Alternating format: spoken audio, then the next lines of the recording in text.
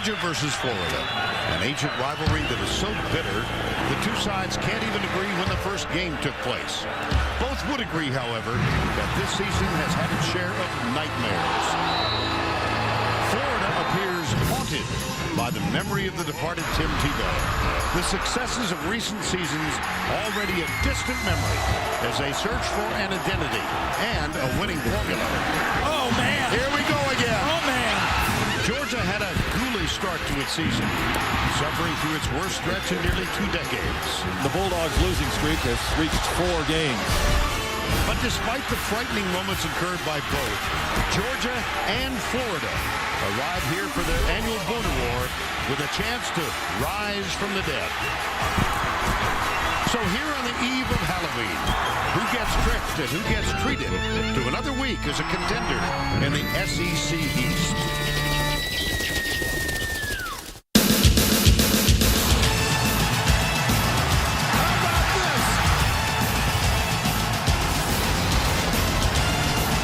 This guy's unbelievable. You can't do this stuff. Oh my gosh! Now, fire up the crowd for the win. He nailed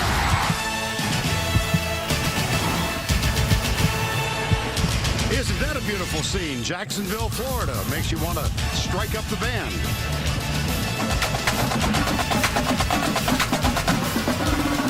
It is the last Saturday in October, and that means the Florida Gators, a certain Bulldog, and a team from the University of Georgia. It's the annual get-together between these two teams that share such great affection for each other. We welcome you to the Home Depot SEC on CBS, the Florida Gators and the Georgia Bulldogs from Jacksonville. And despite their mediocre midseason records, this game has relevance. Take a look at the column on the left. Georgia 3-3 in the SEC East. Florida 2-3. They both are chasing South Carolina, but they are both still alive in the quest to get to Atlanta. Vern Lundquist, Gary Danielson, Tracy Wolfson, we welcome you to Jacksonville. This game does have relevance. Yeah, it does, Vern. I don't know if these two fan bases are more shocked by the records that they have so far or that they're still in the race. I mean, that usually doesn't happen. But you know what also produces something else? The winner, yes, is in it. But the consequences of a loss in this game is huge. It will be a disastrous season for the loser of this game. Well, let's talk first about the team that's going this way. Georgia's won 3 in a row. Yeah, and I think it has to be traced to the improved play of their quarterback, Aaron Murray. A freshman quarterback, the only non-starter returning from a year ago to this team. 10 other starters returned. He's gotten better every game. And coincidentally, it might be because of A.J. Green. Suspended the first 4 games himself. His return has made everybody on this Georgia team that much better. He's one of the best in the country at what he does. And interestingly, Vern, in this football game, the matchup he's going to face against Georgia, against Florida. Florida doesn't like the double team receivers. We got to watch if they just don't go at them early and often. Well, it's shocking to say, but under Urban Meyer, first time Florida has lost 3 in a row. Yeah, and I was thinking about go-to players for Florida. 2 years ago, they had Harvin and Tebow. Last year, they had Tebow. Who is it this year? You're still searching, but they may have some speed returning on the game. Chris Rainey is back from a suspension, and Jeff Demps, injured the last few weeks, is back and supposedly 100%. I think that's where they find the big plays with those two guys. However, Florida needs better quarterback play. Will it be John Brantley throwing the ball, or in this bye week from Urban Meyer, could it be some tweak for this football game? Well, Jeff Demps, we are told, is 100%. Not so with other players. For more on that, here's Tracy. Well, that's right, Vern. The Gators off week came at a good time in terms of getting players healthy. You mentioned Demps, running back Mike Gillislee. He's close to 100%. Urban Meyer telling me wide receiver Andre DeBose is still out with a sprained ankle. Kicker Caleb Sturgis, he is sidelined again with a hairline fracture in his back. And defensive tackle Jay Howard is still sidelined as well with the ankle sprain, guys. All right, Tracy, as you can tell by this cobalt blue sky in Jacksonville, it's perfect. 77 degrees, calm winds, and the forecast for mostly sunny. Well, there is a disparity in the number of games played. We're going to go with Georgia's record just for this year because they're the home team. The game in dispute took place in 1905. Georgia said we played and won 52-0. Florida says that was a club team, and it's not in their record book. We do know the records here. Georgia having won 3 in a row. These guys having lost 3 in a row. Yeah, and I really thought that this Georgia football team this year, with all the returning starters on offense, had a real shot at making a run. And they're still in it. Mark Richt has kept his team in it. But the rest of the conference has kind of backed up to him. And one wonders if South Carolina doesn't have too much of a head start. Florida won the toss, and they have deferred the option to the second half. And that means that Georgia will get the ball to open the game. And it also means that you're going to see a young man playing in his first game ever for the University of Florida. This is Zachary Brust. He's a walk-on junior. He has suited up twice this year, but he's never kicked off. Now, Brad Phillips, who was the walk-on kicker the last 3 weeks, pulled a hip muscle last week. So Caleb Sturgis out, as Tracy said, and now Zachary Brust is going to kick deep. All he's got to do is kick to a guy who 4 times in his career has returned kickoffs for touchdown. Oh, man, one of the best in the SEC, and he pooch it. Oh, dear. Fair catch taken at the 23-yard line. And that was a very effective. When you fair catch at the 23, that's about as good as you can do. Yeah. Now, Aaron Murray, redshirt freshman out of Tampa. And as Gary said, he has improved here in recent weeks. 63%. He can also beat you with his feet, can't he? Yeah, he sure can. I mean, Mark Richt said he will be a winning quarterback for Georgia along the lines of the best he's had. It's just going to take a little time. Well, it took about 3 or 4 games. Rashawn Ely, despite a sore knee, is the starting tailback. Mentioned that Caleb King is back also. There's the block. Ely intercepted. Picked up by Janoris Jenkins. Wow, what a start for the Gators.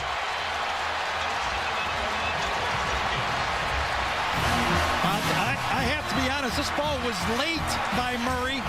And also, A.J. Green really never went back for the ball. He just kind of stood there. There's the matchup. Jenkins and A.J. Watch. He just stands there, tries to shield Jenkins out of the way with his left side, but he needed to step into that throw and help his quarterback out. And remember last year, Vern, it was 4 interceptions by Georgia that really cost him this football game. Absolutely. And it was a rout last year. So Florida takes over at the 29-yard line. Here's Brantley. Little swing pass out to the left. It's Chris Rainey, who is back on the roster, having been cleared to resume play. Rainey, and we'll develop his story. Let's talk about John Brantley, who has really struggled in his first year as a starter. Well, yeah, look at, I think Florida, we're already going to see the tweak here, Vern. They're going to hurry up. Look at this. And Trey Burton is in the Wildcat formation. You've already seen the tweak. Let's see how good the tweak works. Do you wonder if Urban spent his time watching Oregon and Auburn in his off week? Well, he said he didn't, but I'm betting he did. Yeah, I think he did, because this is a new look for the Florida team. Much more of a hurry-up. Now they've got Rainey in the backfield with Burton.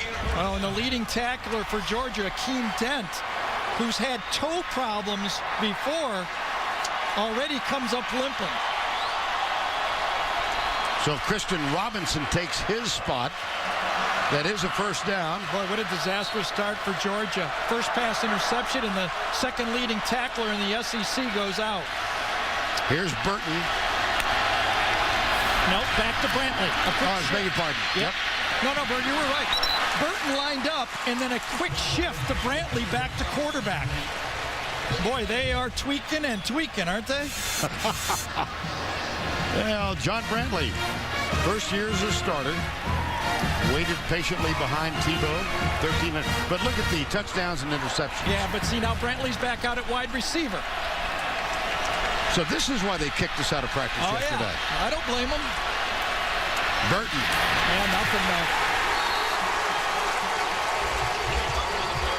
Justin Houston is going to be an all-SEC defender, maybe all-American. And let's set the offense for Florida. Gilbert, Johnson, Pouncey, Hurt, and Nixon. And you've got Thompson, Burton, Demps, Reed, and Moore. Demps bothered by a foot injury ever since the Tennessee game. I'll tell you one thing about a quick offense. If it leads to a quick punt, it doesn't work. That's a great point about punts. Brantley down all the way back to the 27.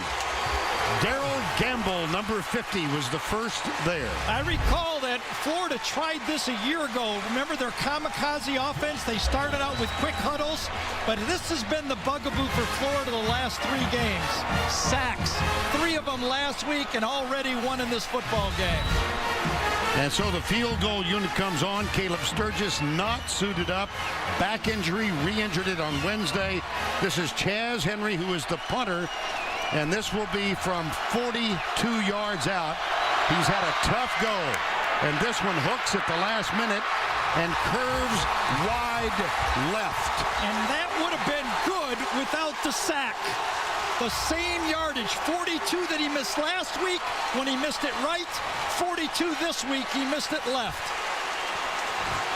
So the punter, Chaz Henry, is now 2 for 6. He's missed 4 in a row. Oh, yeah. Field position and special teams, something that Urban Meyer rode to that great record of the last 5 years, has been deserting him this year. On the other sideline, Mark Richt. He's pleased.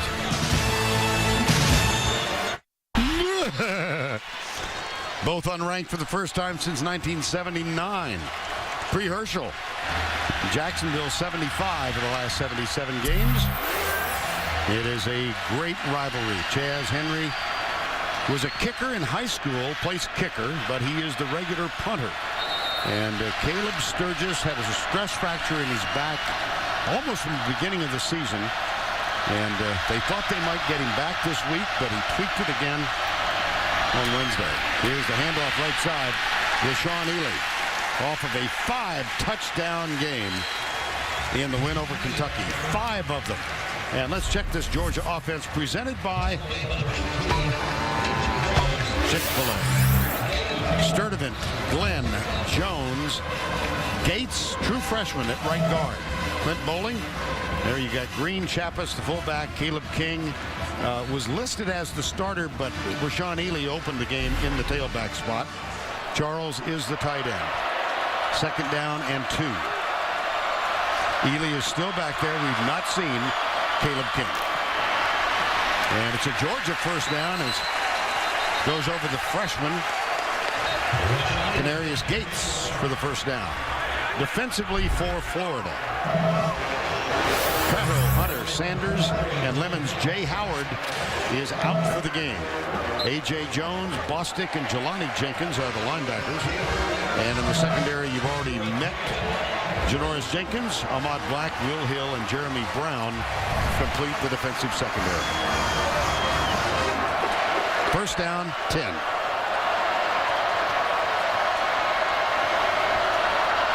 That's Chappis, the fullback. Play fake. Murray across the middle deep. Had a man open. Orson Charles is tight end. High school teammates at Plant High School in Tampa, Murray and Charles. Well, after the interception on the first drive on first down, Georgia came out and ran the ball for a first down. Now, that is one of the bugaboos in this 3-game losing streak for Florida. In the last 3 games, Florida's defense has been giving up an average of 181 rush yards a game in the last 3. That's unheard of for a while against Florida. There's reasons for it besides rush defense, but they must prove they can stop the run first. 2nd down and 10. Here's the draw play. Ely, right side. It'll be 3rd and long.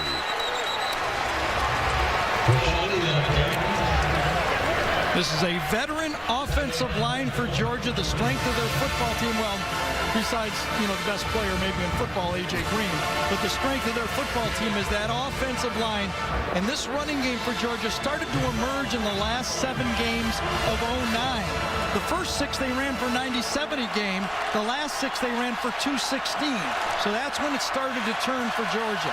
3rd and 7 here. And Murray will be in the gun. He'll move his 3rd wide receiver wide to the left side. Blitz, Florida. Murray deep right side, man coverage behind the intended receiver, Chris Durham. Oh, it looked like he was open. Yeah, Murray has gotten off to a little shaky start here. His first throw was picked off. Second one over the middle, he had him. And this one, Durham outruns. This is a touchdown, or at least a big play if it's anywhere in the area. And you can see Aaron Murray says, I know I got to throw it better than that. Now here's the All-American punter, Drew Butler. Led the country last year with an average of better than 48 yards, and he's up there this year as well. 45-5. Gets the snap. My goodness. Jenkins fair catch, and he is nailed at the 6. Did he fair catch? Maybe he must not have. He must not have. I saw something quickly, but obviously the Georgia player didn't see it. No. Nor did the official who's back there, Brandon Boykin. Well, he was shielding his eye from the sun. See, oh, he did real quick. One wave. See, the officials are meeting on this. They're going to ask each other, did anyone see a fair catch? Matt Austin is the referee. Kick catch interference on the kicking team. 15-yard penalty for the spot of the foul. First down. I think it's a good job by the crew. They missed it at first glance. They talked to each other, and they got it right. You know, in the olden days, Vern, they had to put your hand up above your head. This is a quick wave there, you know, and, you know, you can't blame anybody. I mean, that's a penalty, I understand, but we really can't blame the player for Georgia on that one either. That's a punt returner's version of alligator arms. He got an alligator already.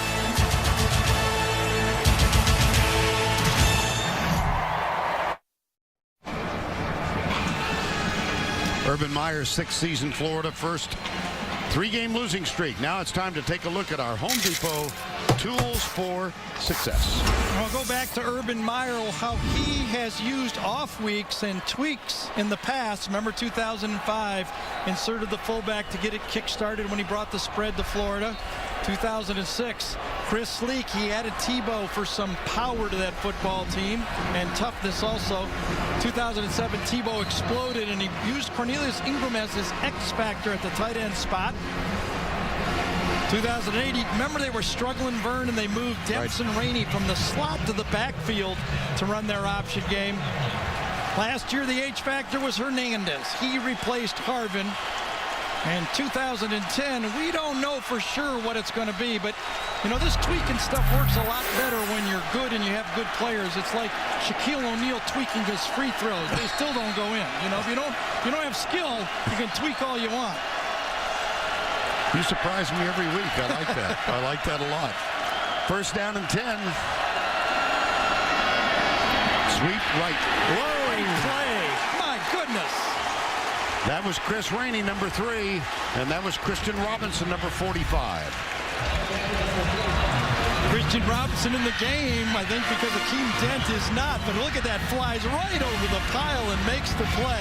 Here it is. See, this is the hurry up when you don't get a first down. It's very dangerous. Remember, Auburn said they like to do it after a first down. Sprint out by Brantley, and the ball is bobbled by Chris Rainey. Well, Florida has had obvious offensive problems, but particularly in the opening quarter. And I think that's the story of why Florida's defense and offense is struggling a little bit. People are running the ball because Florida doesn't have the lead. There's always consequences. One thing leads to another, but Florida's lack of getting early leads has really changed their dynamics on defense. Got him! Again.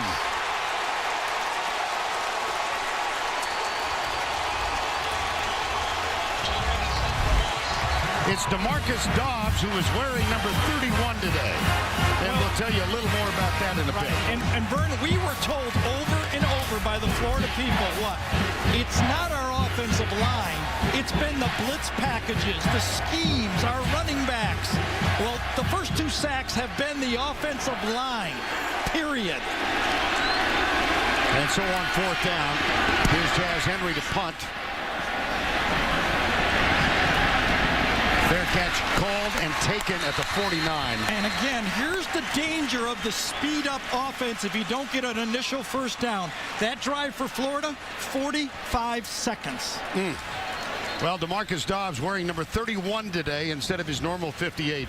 He does so in honor of Quentin Banks, a teammate, a senior, whose career ended because of a series of knee injuries. Georgia players 1 per game wearing number 31. No score in Jacksonville. Let's check in with Tracy Wilson. Well, guys, we saw linebacker Akeem Dent going out during that first series for Georgia. He came off woozy and was tested for a concussion. Mark Richt just going over to him to check on one of his leaders. I was told he is out for now, guys. All right, Trace, thanks. And that's good nowadays. You know, before you could talk your way back on the field. Nowadays, you have to be medically cleared to get back out on the field. Short field now for the Georgia Bulldogs. They have survived an interception on the opening offensive play of the game from Aaron Murray, intended for A.J. Green, a missed field goal. And now they've got the ball at their own 49-yard line. Left side, it's Ely. Yeah. And you can see Georgia has been physical up front, running the ball from the I formation. We talk about the tweaks from Urban Meyer. Well, Mark Richt also tweaked. When they lost 4 in a row, he had his team dress up for a Monday practice, and they hit, and they've been hitting ever since. They're doing Oklahoma drills, and he has sold to his football team that physical football is what's going to win. And you can see Georgia up front is winning on the offensive line and the defensive line so far in this game. They've got a second down here. Center Ben Jones calling out offensive line signals. Here's the toss to Ely with Chappis in front. Gets a block, a kick-out block from Chappis. And he is stopped short of the first down. Let's go back to New York. Here's Tim Brandon, 3 here. And Florida has hung their hat on third down defenses for 5 years. They were successful the first time. Let's see if they can do it again. 2 wide receivers left, 1 to the right. Caleb King is in the backfield for the first time, and it's tipped. No, tipped, was it? I don't know. It sailed on him. You know what? Aaron Murray's hoping it was tipped because that was a woeful throw that time. All right. I think it was A.J. Jones that rushed in. Right, it was. Let's see what happened here. Boy, got a lot riding on this. Nope, nothing tipped. That just sailed on. You tried to help him, didn't you? I did. I was giving him... Yeah, he has not thrown a good throw yet. Ooh, boy. Janoris Jenkins is back. Drew Butler is on to punt. I thought that one had to have been tipped, obviously. And this one's into the end zone. It'll come out to the 20.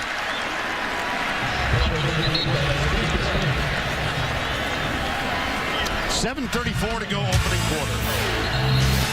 Mark Richt's team at 4-4 for the year. They're on defense when we come back. I've got a buddy whom you've met named Tom Drake. All right. Who's aboard a cruise ship in Venice, not a bad spot. He's watching the game because it's streamed online. I've heard rumors they do that nowadays. I'm catching up. Oh, I'm still mystified by the process. What do you mean you don't use an IBM Selectric anymore? Into the secondary, it's Rainey. And let's check the Georgia defense. Jones, Tyson, DeMarcus Dobbs, who is wearing number 31 today. Gamble, Dent, Doughton, and Houston. Houston having a great year. Here's the sweep. Rainey into the secondary and to the 45-yard line. And the defensive backs, tough to get these obligations out of the way with a quick snap. Cummings, Rambo, Williams, and Boykin. Quick snap again. Here's Brantley at the 35. I said across the 50. They haven't gotten that close yet.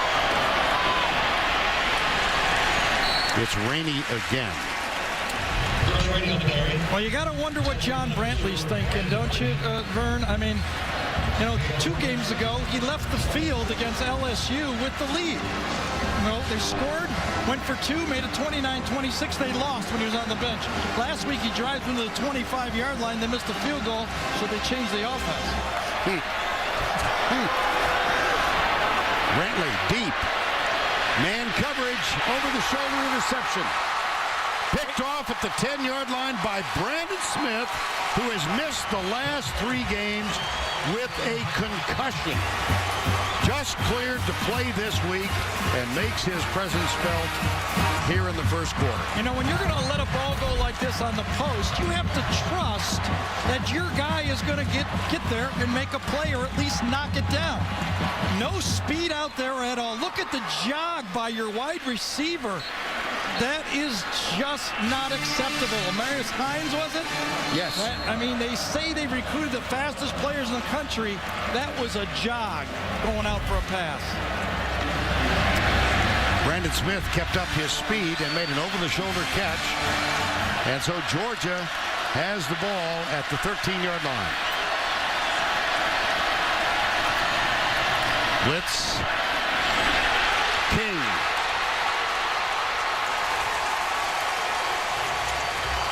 Caleb King back in the lineup after serving a 2-game suspension.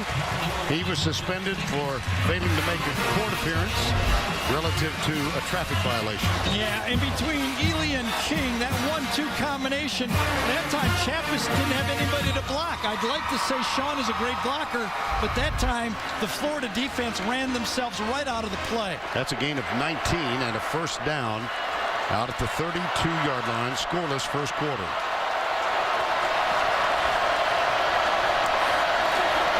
Play fake. Murray deep left side going for Durham. Double coverage and the pass overthrown.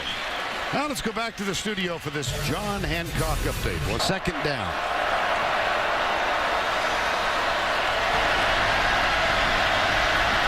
Second and 10.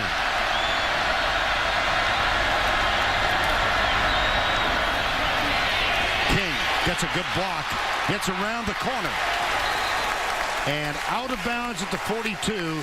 Sean Chappis that time did have somebody to block. Yeah, this time the Florida defensive line did a great job of getting a stalemate on front. The inside 3 guys kind of get stoned up front. Do a good job, but the linebackers run right out of the play. Brandon Hicks comes inside. They lose containment on the edge, and King does a nice job of reading the play and making it a positive one.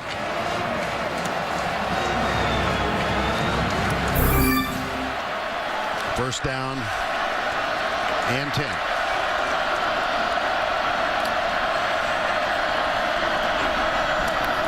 Oh, beautiful spin move. Wow.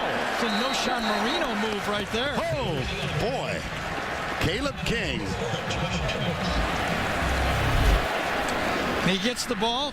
Watch Caleb come in, feels it, and spins right out of it. Jeremy Brown on a corner cat blitz that time. That's a corner he beat on that play. Nice read, nice action, and that's why those guys get recruited and they put 4 and 5 stars after their name. 25 years ago, I worked with Terry Bradshaw for a while. Saw a similar play like that. I said, boy, that was a great pirouette. And he said, yeah, and he turned around nice too. You know, he's done all right, though. Said Terry. Yeah, he has. Yeah, he's done all right. He's done all right. Murray pulls it back, keeps it. That could, he's going to be down short of the first down. Yeah, now, as good as this goes for Georgia, I'm not surprised that Florida was surprised on this play because Aaron Murray is a freshman, but his backup is a true freshman. Georgia does not have backup quarterbacks. They cannot afford Aaron Murray to take hits in this football game. So that had to, excuse me, Vern, that had to be a big surprise. Well, Chappis is the lead block here on 3rd and 1. No score. Under 4 to go. Opening quarter.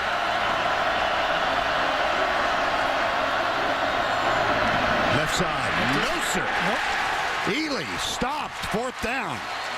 Led by Ahmad Black, number 35. Yeah, I think Ahmad Black and Will Hill are the best tandem of safeties in college football. They've got so much experience trying to run the ball to the edge here. Watch Black come up, take it on.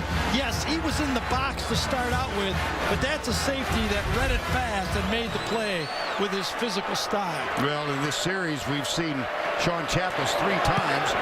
He blocked air once.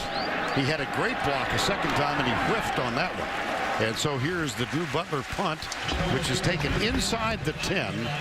Janoris Jenkins grabs it. It's a 42-yard punt. Nothing on the return.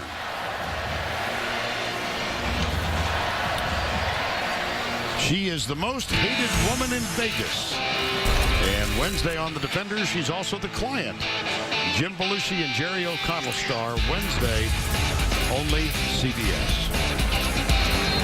Well, we'll see with this drive if Florida sticks with this hurry up. I can see it, but I really can see it after you get one initial first down. It's a big gamble to do this right out of the box. Here's the keeper up the middle, Trey Burton. It's on the ground. It sure is. It's on the ground. Still on the ground. Oh. And second chance, Florida gets it.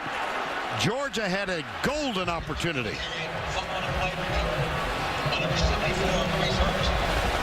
Yeah, Maurice Hurt started off at guard in this game, has moved over to the tackle spot. John Alapio has moved in. Ball's out, free, and I thought it was going to be Sanders Cummings who scooped it up, but he couldn't do it. And on the quick count, here comes Florida again on second down. So big break for the Florida Gators. Demps carries this one. And they're going to go no huddle again. Third and very short. Yes. It's Burton who will get the snap. And there's a little motion in the line. This might cost Florida 5. Looked like 67 John Halapio might have moved. Yeah. I'll tell you, I give coaches credit for tweaking. I really do. 57 offense. 5-yard penalty. Still third down. And Florida has struggled mightily in offense. They have no big plays to speak of. You can see the first series. Burton goes from quarterback to slot. In comes Brantley. Next play, it's a little bit of wildcat. Brantley at wide receiver, Burton back at quarterback.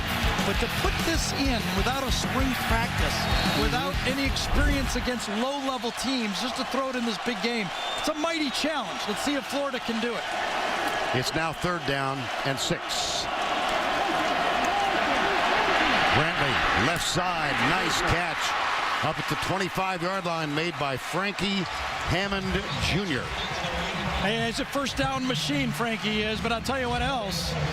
You give John Brantley some time to throw, and this time the offensive line gave him some time to throw. Maurice Hurt did a nice job on Houston to the outside, and Brantley stepped in there and delivered. And after the made first down, Florida goes quickly.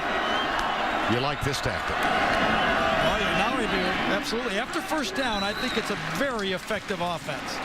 It's just is Florida far enough along to be able to do this. Now Brantley's off the field. This is the true kind of hybrid offense now with Burton in there. See the first 3 possessions. Now you got Amarius Hines, Chris Rainey, and Burton takes the snap. Hand off Rainey into the secondary. Chris Rainey, who is back on the roster now, having served a 5-game suspension. He was initially charged back on September 14th with third-degree felony menacing. It was negotiated down to a misdemeanor. He was given certain conditions, and Urban Meyer saying he met them, and he's back in the lineup now. Here's the pitch, and a slip and a fall as Amarius Hines cannot get back to the line of scrimmage. Yeah, good assignment football that time. Darrell Campbell took the quarterback. We're going to fake the ball inside to Rainey. Quarterback is tackled inside, and there's nowhere to go. Amarius Hines, by the way, was the leading rusher last week in the football game. On second down, Brantley comes near side, and it's caught.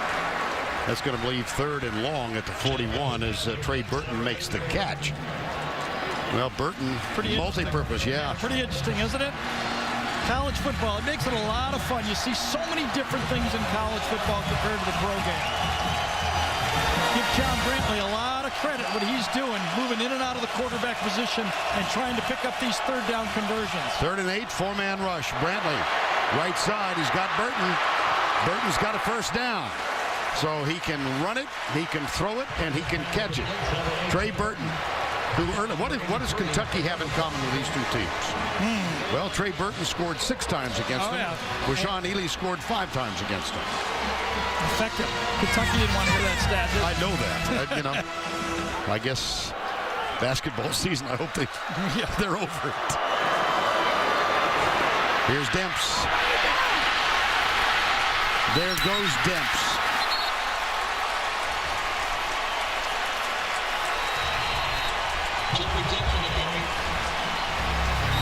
Well, for the year, Florida has only had 6 rush plays of plus 20 yards.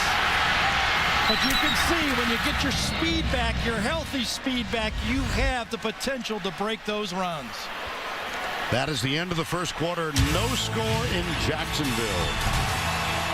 We'll return after this message and a word from your local station.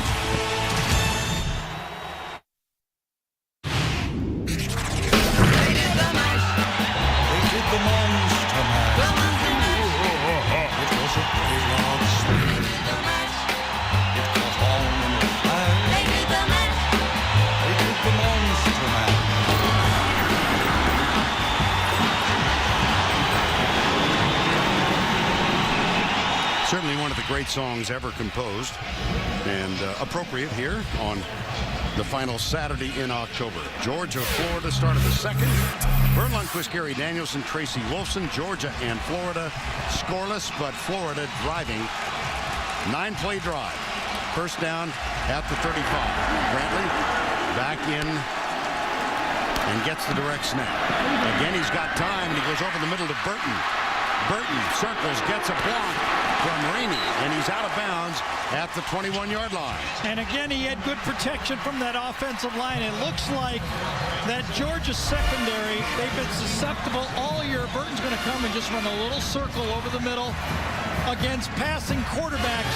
Their salvation on defense is they've been getting sacks. If you don't sack them, it looks like you can pick them apart. Here's Burton. He takes the direct snap, and up the middle goes Chris Rainey. Touchdown, Gators.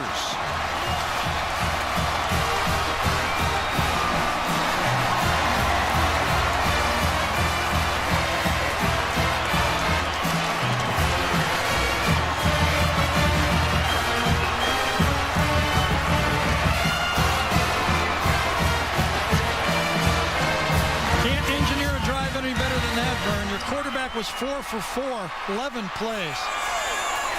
20 yards for Rainey, his second touchdown on the ground this year. Back in the lineup after serving the 5-game suspension. And that is the 9th touch of the game already for Chris Rainey. This is the dive play. Remember 2 years ago? Snap it, dive right off the option play. You see Georgia is playing assignment defense, and Rainey gashes him right up the gut. That was the offense from 2 years ago. So it's a hybrid. Remember how all this started? Trey Burton's fumble recovered by Maurice Hurt.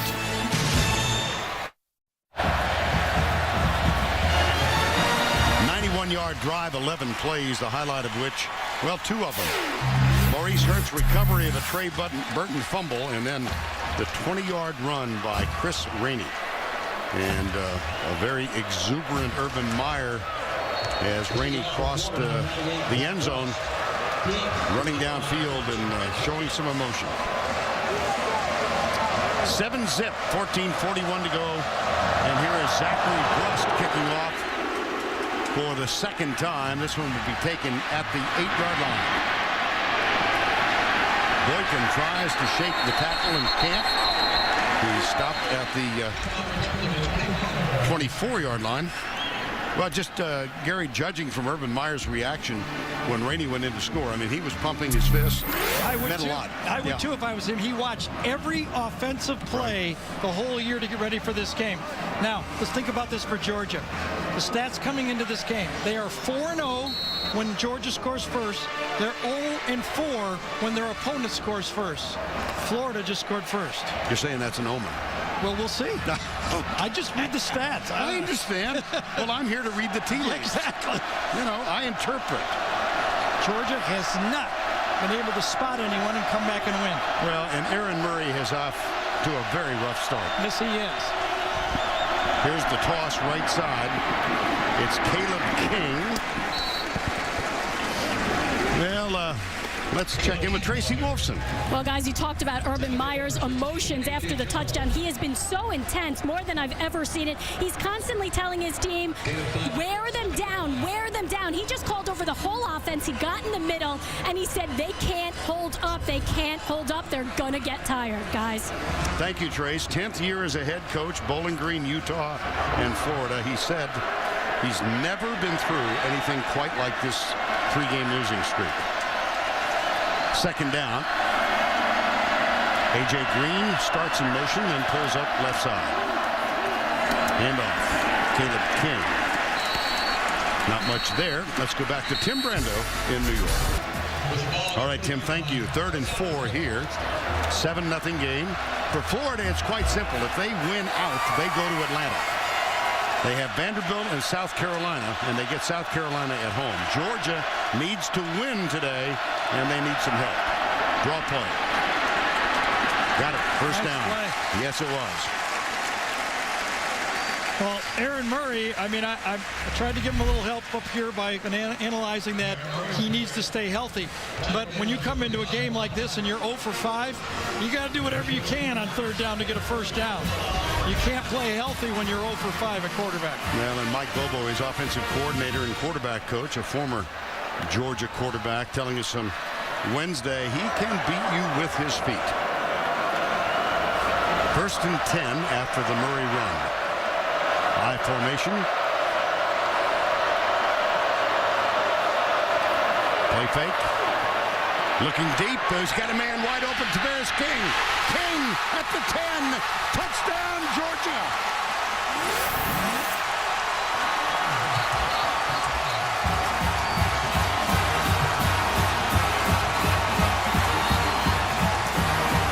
What bad start. And what a move by Tavares King, number 12.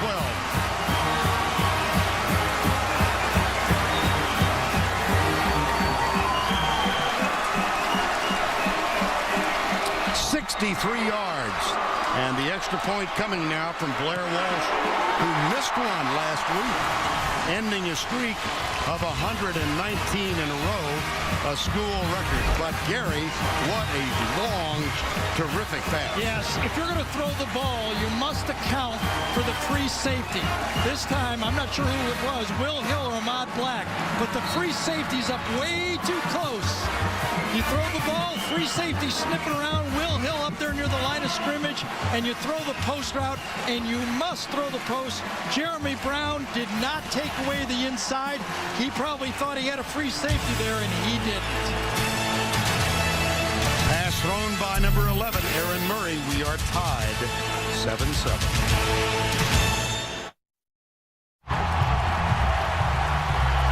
Here's Tavares King lined up right, number 12.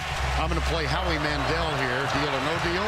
Tell me, is this taunt or no taunt at the end of the game? Well, Georgia fans are going to say that's no taunt, but remember, A.J. Green got called for one before. So Mark Richt is going to nip it in the butt, okay? Listen, I understand, wasn't a big deal, but let's not tempt them. Let's not tempt the officials, and the official did a nice job walking up to Tavares and say, listen, that's enough, okay?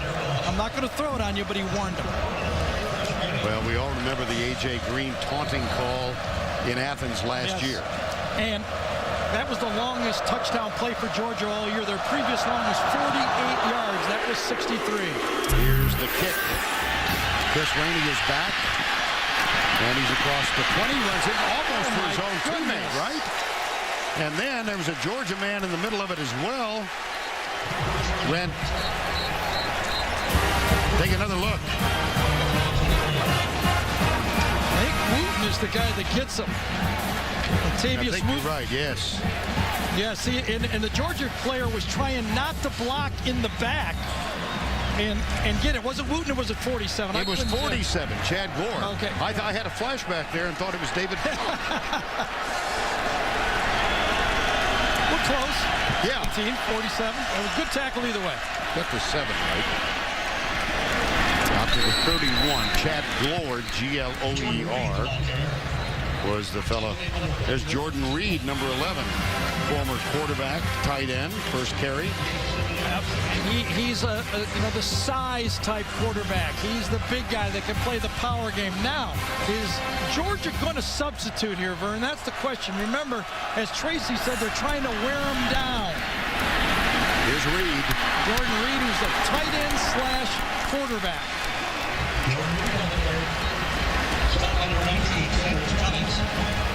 Sanders Cummings makes the stop, and Rainey might have been shaken up. Tracy Wolfson saying he seems a little out of sorts on the bench. Trey Burton back there now at quarterback, I think. Well, we've seen a variety of guys take the snap, have we not? Never thought it'd be so hard to figure out who the quarterback was. Oh, man. We're going to give you one of those NFL jobs. Manning behind the center. Brett Favre, 20 years. Are you suggesting there's a sameness to the national? Well, at least you know what a quarterback is, you know. I will say this, among all of our announced teams, you and I earn our salary. That's right. I'm not suggesting that others don't. Here comes Brantley now. Second down. Sweating, trying to figure out who the quarterback is. This is number 12. He's not known as a runner, but what the hey. Good job there. Yeah, protect himself. Slides in front of Akeem Dent. Yeah, he got what he could out of the play. A Dent who went off early because of the concussion, obviously back in the football game. Third down. 7-7 game. Burton. Oh, inside that time. Was it Tyson? I think so. Or was it Brandon Wood? Yeah, Brandon Wood. See, they do have some of the backups. Good job by Todd Grantham in there. Now, right at midfield, what does Urban do here? It's 4th and 3. And if I was Georgia, I would keep my defense on the field no matter what. I would play either defense safe or defense safe for a fake punt. Steve Adazio we're looking at, the play caller. Well, earlier this season in the win at Tennessee, Omarius Hines took a direct snap in punt formation and went 36 yards for a first down. Under Urban Meyer, this Florida team 8 for 8 on fake punts during his tenure. We'll see what he's decided when we come back. I can't imagine that Urban would fake it after this play. I'm really surprised he even took a timeout, to tell you the truth. Right now, Georgia has 14 players on the field anticipating what to do. Tennessee tried that, and it didn't work out. Now they're down to 11. 3 just walked off. And Chaz Henry is on. Logan Gray, flanker, former quarterback, is back to return the punt. Nice and high. Chaz Henry, maybe too far. Yep. Too far. Yep. So that will come out to the 20. That was a good stop by the Georgia defense, especially because Todd Grantham, their first-year defensive coordinator, went with his backups that series because of the wearing down effect that Tracy talked that Urban was going for. So Georgia in a tie game gets the ball back. There's Darrell Gamble, one of the regular defenders for this Georgia football team. Bulldogs opened the season with a victory and then lost at South Carolina, to Arkansas, at Mississippi State, and almost inexplicably at Colorado. They were in position for a game-winning field goal in that game, and Caleb King fumbled. They lost it 29-27. First down and 10 here. Nothing so far from A.J. Green. Carlton Thomas is in the game now. Play fake. And the pass left side incomplete. Boy, he had A.J. Green wide open on that play, right over the middle. Well, A.J. Green, Gary, had that 4-game suspension for selling a jersey to a man deemed to be an agent. This was his first game back. Yeah, and he really electrified the Georgia offense when he came back, but then he had a hamstring problem in that game, missed a few series, and Colorado caught back up. He was wide open on that one, Vern, right over the middle, and I thought I could tell he was a little frustrated. He looked back, kind of put his arms down like, come on, I want the ball. No, you were making the point to all of us. They just need to get the Keyshawn Johnson just gave it the grounded ball. That catch is made by Chris Durham, and he may have gotten popped in the ribs. Yeah, Will Hill is up there. He made a great hit, and that's your job if you're a safety. This time Will Hill stayed very deep, but Chris Durham knew he was going to get hit, and watch him go snag this ball. And took a hard hit. And, you know, Chris Durham's a pretty impressive football player. He was the go-to guy when A.J. was out of the line, and he didn't drop it, did he? He cradled it, and that showed me a lot because he knew that reputation of Will Hill as a hitter, and that was a perfectly clean hit by Will. It was by his shoulder, but Chris Durham held on to it. Chris Durham still down. 6'5" senior who's having a splendid final season, but in pain right here. All right, Tim, thank you. Chris Durham on the left side, got up, trotted off unassisted, has a chance to smile a little bit. Will Hill on the right, hard-hitting safety for Florida. Yeah, I thought he did it right, though. He was in the body of the receiver, not up by the head. Carlton Thomas still the running back now, so we've seen three, King, Ely, and Thomas. Quick flip, right side, A.J. Green. One-on-one in the corner, little stiff arm. Wow. My goodness. Little power. Well, you could tell that the coaching staff for Georgia could feel the frustration from A.J. Green. He wanted to get involved in the game. Now, A.J. can go up and catch him. He's fast, a good route runner, but he also is a very physical football player. Boy, did he get him in the face mask, or was that the shoulder? I couldn't quite tell on that. I think the face mask. It's almost on the helmet there. Yeah. I don't know if he got the face mask. And Tracy Wolfson reporting from the bench that Chris Durham only had the wind knocked out of him. So he's fine. Now timeout. Georgia. That's their first. Florida's also used one. And the time comes with 8:43 to go in the first half. 7-7. Rainey with the TD. Tavares King with the answer.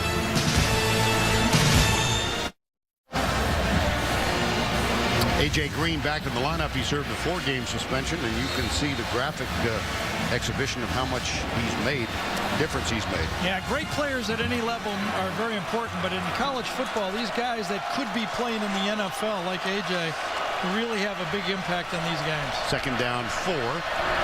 Thomas is still the running back, and he gets the handoff straight up the middle. Oh, boy, what a run. And he's got a first down at the 42-yard line. Well, that Georgia offensive line said, thank you very much, Mike Bobo. 4 straight pass plays made it a lot easier. As you can see, Ben Jones, number 61, up there getting a good block up front.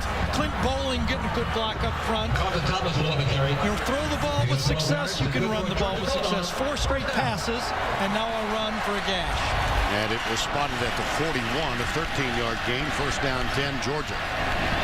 Thomas, a red shirt sophomore. That's Sean Chappis, number 49.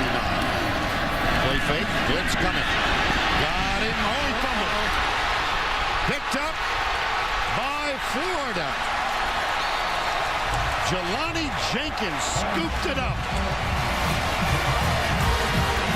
Ahmad Black was there to force it. Yeah, a little cross blitz that time by this team. You cross the linebacker and the safety, and you just discombobulate. Watch this. Cross behind it. It's the second guy that gets it. Black. 1, 2. The second guy, and Aaron Murray has to get out of this play. What did Mark Richt tell us, Vern? You got to take a bad play and don't turn it into a catastrophe. That time, if Aaron could have just held on to the ball, it wouldn't have been a catastrophe. Instead, Florida gets it inside the 30. Brantley drills it at the 25-yard line. The catch made by Deontay Thompson, number 6. I really have to give John Brantley a lot of credit. This is not easy what he's doing, folks. Moving in and out of the quarterback position and delivering the throws he's doing. Picking second and third receivers takes a lot of skill and patience. Demps, right side. Turns the corner, going to block from Nixon. Goes for the end zone. There was holding on that play out wide. The wide receivers have been asked for Florida to block the perimeter better, and I think they held on that one.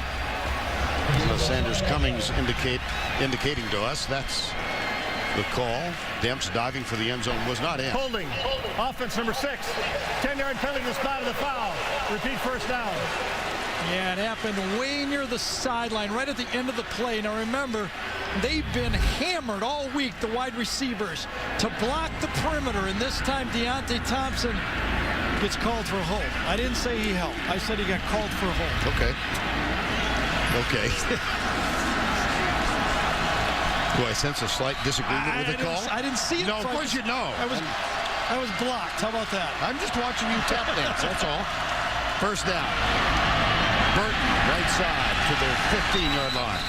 That was Boykin who was taken down or not. Justin Houston makes the tackle on this one, 42. Again. And here comes Brantley. Yep, here it comes. And a quick, Burton still at quarterback. Brantley out in the Wildcat at wide receiver. Second down, 11. And this one's going to be pre-snap flag. And Gamble has his hands up like I did nothing.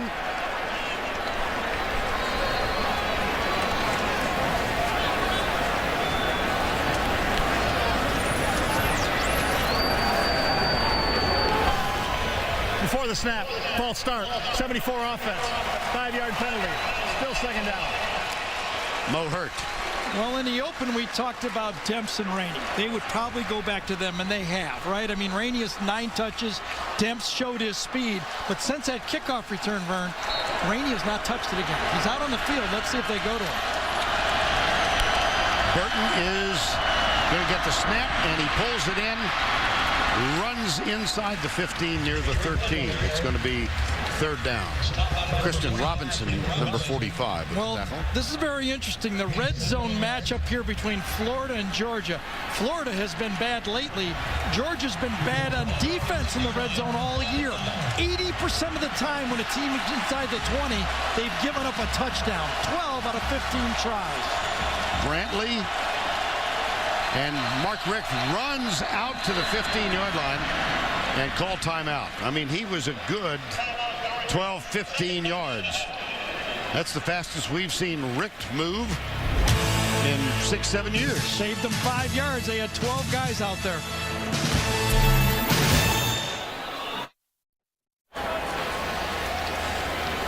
We welcome you back to Jacksonville. Aerial coverage of the SEC on CBS, provided by Goodyear. Georgia, Florida. First met here in 1933. There were alterations made to the stadium 94-95. So for those 2 years, the games were played on campus. Florida third down conversions, 2 of 5 so far today. And we have seen the Urban Meyer tweaks. Yeah, 3 quarterbacks. But, you know, right now for Georgia and Georgia's defense, third down was a problem against Kentucky.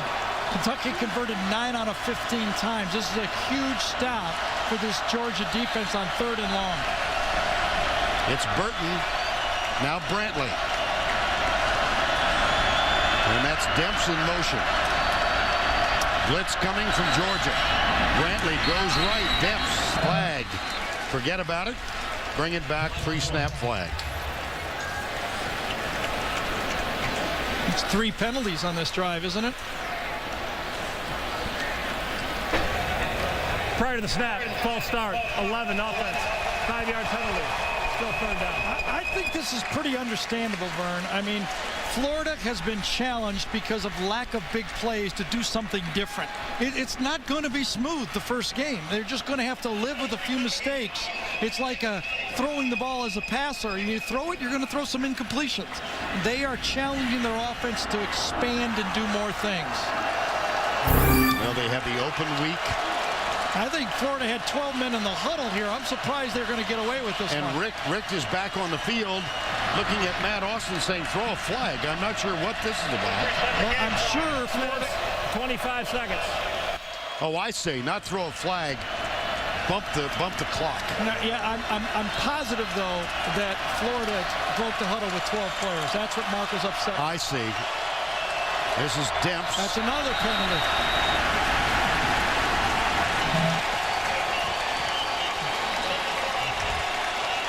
I think it was Maurice Hurt that time, wasn't it? Inside. And it also means the field goal's much longer than it was before. Remember the field goal problems.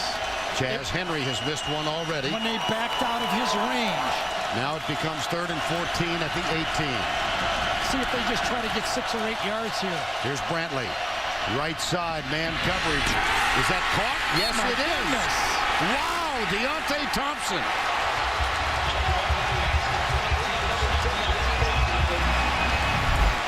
Can't do it better than this. A back shoulder throw, and watch Deontay Thompson come back, adjust to the ball, and show people why a lot of people have considered him a 5-star athlete. He's had problems with drops. Certainly not then. It's 1st and goal. Demps. Touchdown. Gators.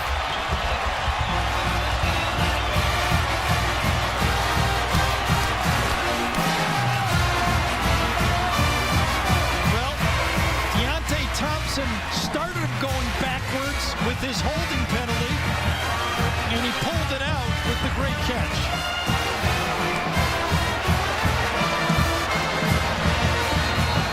Little enthusiasm on that Florida bench once again. Florida doesn't have enough guys. Here comes another one. Oh, boy. Now, they've not been tweaking special teams during the open week. Henry knocks it home.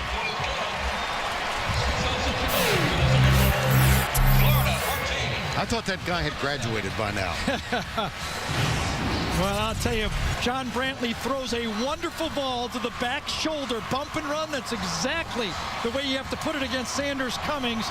They quickly line up, hand the ball to Demps inside and gash it in. And John Brantley is saying, you know what? This sharing time ain't bad if I get to throw a few of those. John Brantley, who's had such a tough season, making amends today, now 7 of 10. And here's one of the tweaks. Yeah, it's been 2 tweaks that have been obvious so far in this game. The use of 3 quarterbacks. Brantley, Burton for the option game, Brantley for the passing game, and Jordan Reed for the power game. Actually, it's 3 guys doing what Tebow did by himself. Yes. Right? I mean, that's the 3 things Tebow did by himself. But John Brantley has showed why he's such a skilled thrower, because you talk about the tweaks. They've done it every year, 2005 all the way to 2010. Those used to be question marks, but it's rotating 3 quarterbacks, and also the hurry up in the offense is an additional tweak. Remember we asked Urban on the phone, are we going to notice anything after the game as something different? And I was hoping he'd tell us, and he goes, yes. Thanks, Coach. Yes, indeed. 5 indeed. years. Good to know you still don't trust us. Well, they did what we thought was a walkthrough yesterday when they arrived by bus here. And after they played touch football for, I don't know, 25 minutes, we were told, okay, fellas, great to have you here. Time for you to leave. It's down on the ground again. Oh, boy. And I think Florida got it.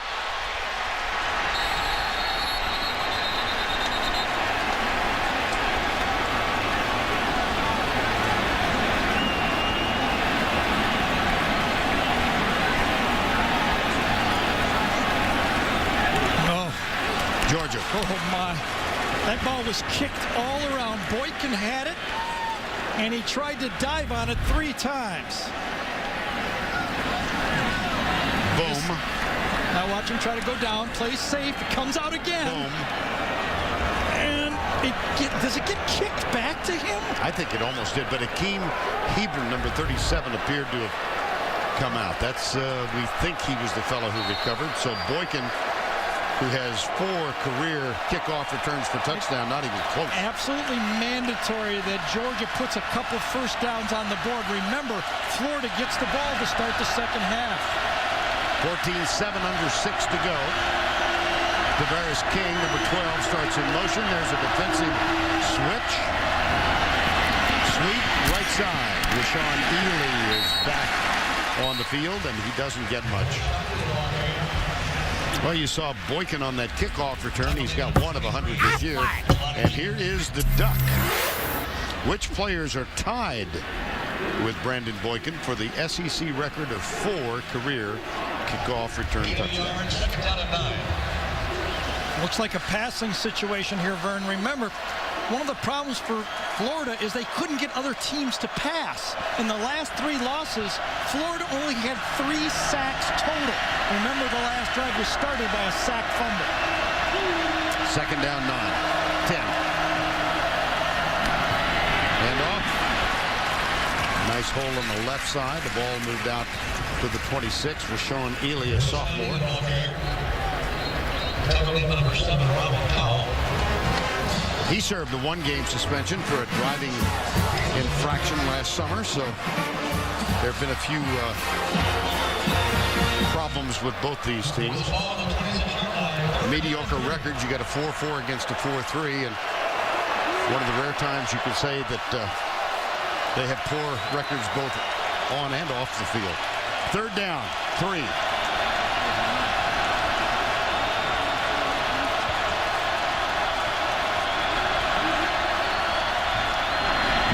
Left side. That's a first down at the 33-yard line. Aaron White made the catch. Let's go down to Tracy. Well, guys, it was a little worse than just the wind knocked out of him. Wide receiver Chris Durham coughed up blood here on the sidelines. I saw the trainers take a look at him. They just brought him into the locker room for what they're calling is a chest injury, guys. All right, Trace, thank you. This was the play. Will Hill with the tackle and Durham down. Formation on first down. 4 minutes to go, first half. Across the middle, deep, in and out, intercepted. Picked off by Will Hill. At the 40-yard line, Chappis makes contact, and that's turnovers on back-to-back possessions for the Georgia Bulldogs. Well, this went right through Aaron White's hands. You got to make this catch. You're trying to stay alive and prevent a disaster. The tight end is going to go right here. A well-thrown ball by your quarterback. Play-action pass. One-on-one. All you got to do is catch it. Boy, it almost hit him in the head, and that's a gift interception. And this could quickly get away from Georgia now. 4 turnovers last year. 3 already in the first half. And Florida takes over at the 41-yard line with a 7-point lead. 15 interceptions, tied for the most in Division I.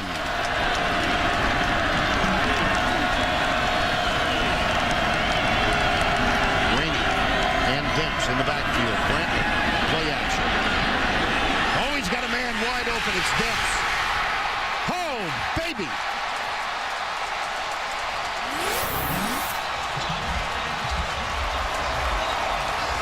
There's your quick strike.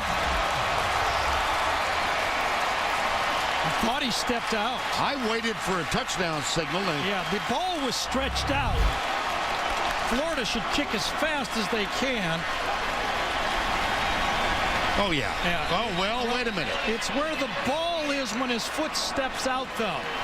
And again, we're not going to have that camera down there. On those long plays like that, we don't have that down-the-line look. Look, this is about as good as we can get. I still think it was short. I would not, if I was doing it, I would say there's enough there to put that ball at the 1-yard line. Well, our replay official is Jim Allison, who had the unenviable task of 4 really tough replays in that Arkansas-Auburn game 2 weeks ago. Yeah, and remember, these are important. Remember, Florida early in the year against Alabama fumbled one near the goal line on a play. So it's not a gimme score here just because it's on the half-yard line. Foot out. Ball. Short. But remember, we're on an angle. Right. But I still think, I think that's enough for me. I'm going with them. I'm pretty confident in this one. You are? Judge Vern, how are you on this one? I'm going with you. I'm going to make it unanimous here. Now we'll see if Jim Allison concurs. You can lose a lot of money trying to predict these, can't you? Ooh. Well, you go back to the key phrase, and we all hear it every week: incontrovertible, indisputable visual evidence. That's the key phrase. Since the early sacks by Georgia. The Florida offensive line has reestablished the line of scrimmage. Brantley had tons of time for him to wait for Demps to get downfield that time. Remember, early he had no time. Demps starts in the backfield, has to run a wheel route from the backfield. Look at that protection. Nobody near him. And he delivers one. Usually those wheel routes are run by a guy nearer the line of scrimmage. But Demps back in the backfield, another big play. And we await the decision. The conversation going on between Jim Allison and Matt Austin, who is the referee.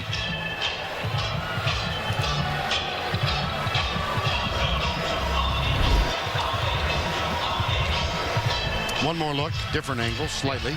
Yeah, this is if you don't know anybody and you have bad seats. That's the look you get right. Just in case. If you're not a big donator to the schools, this is where you sit on that. You got the Tennessee fans sitting there. Well, Will Hill's gonna.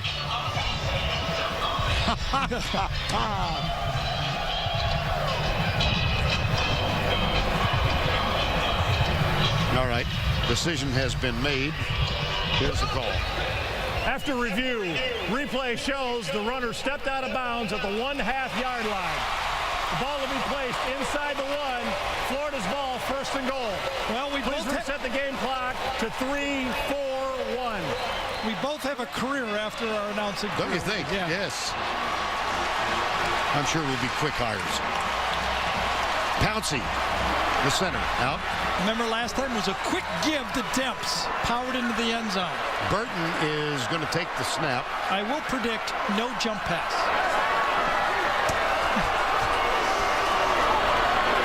Well, we all remember that one. Plays in opponent's territory, beg your pardon. There's been one play for Georgia. Ooh. Here's Burton. There's a touchdown.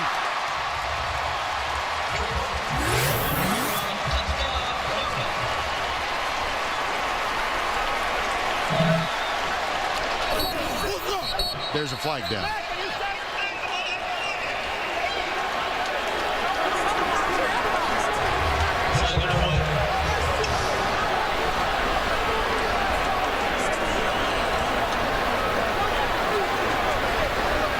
And this was post-touchdown, I think. Looks like Xavier Nixon and Cornelius Washington might have been exchanging greetings.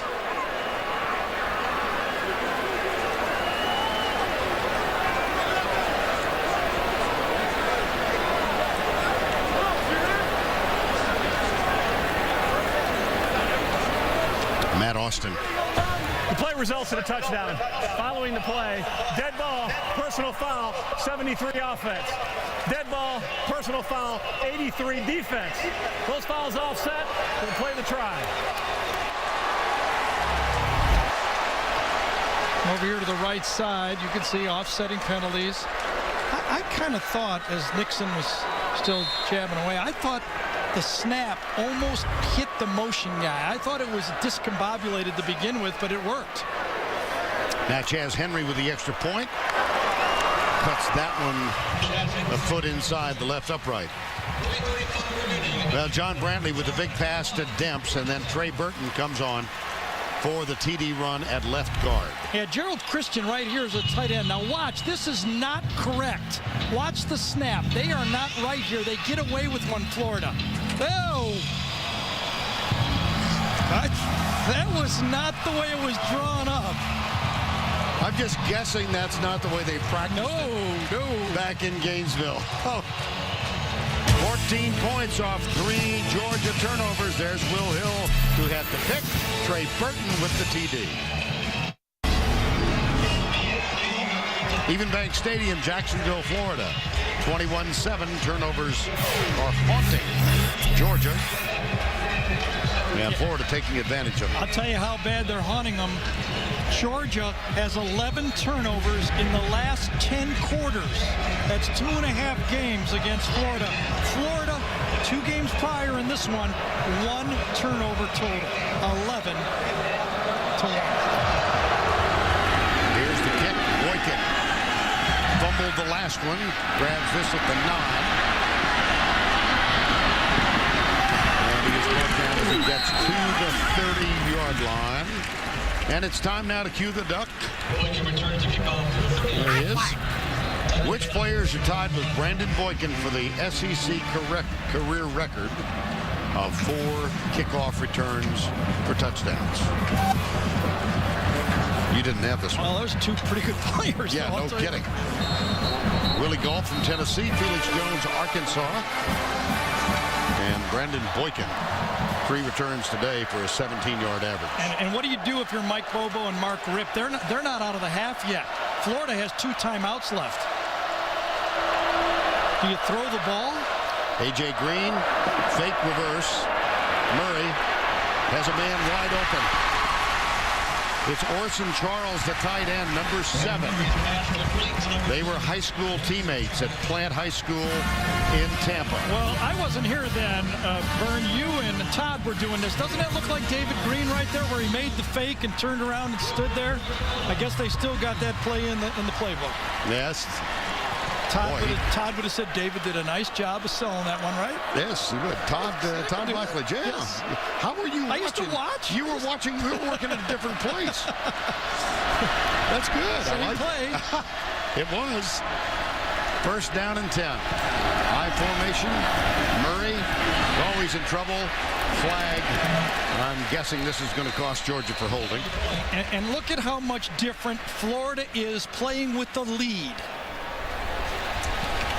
Now those great athletes that sometimes people have said they look a little smallish up front are now pinning their ears back and going to get the quarterback.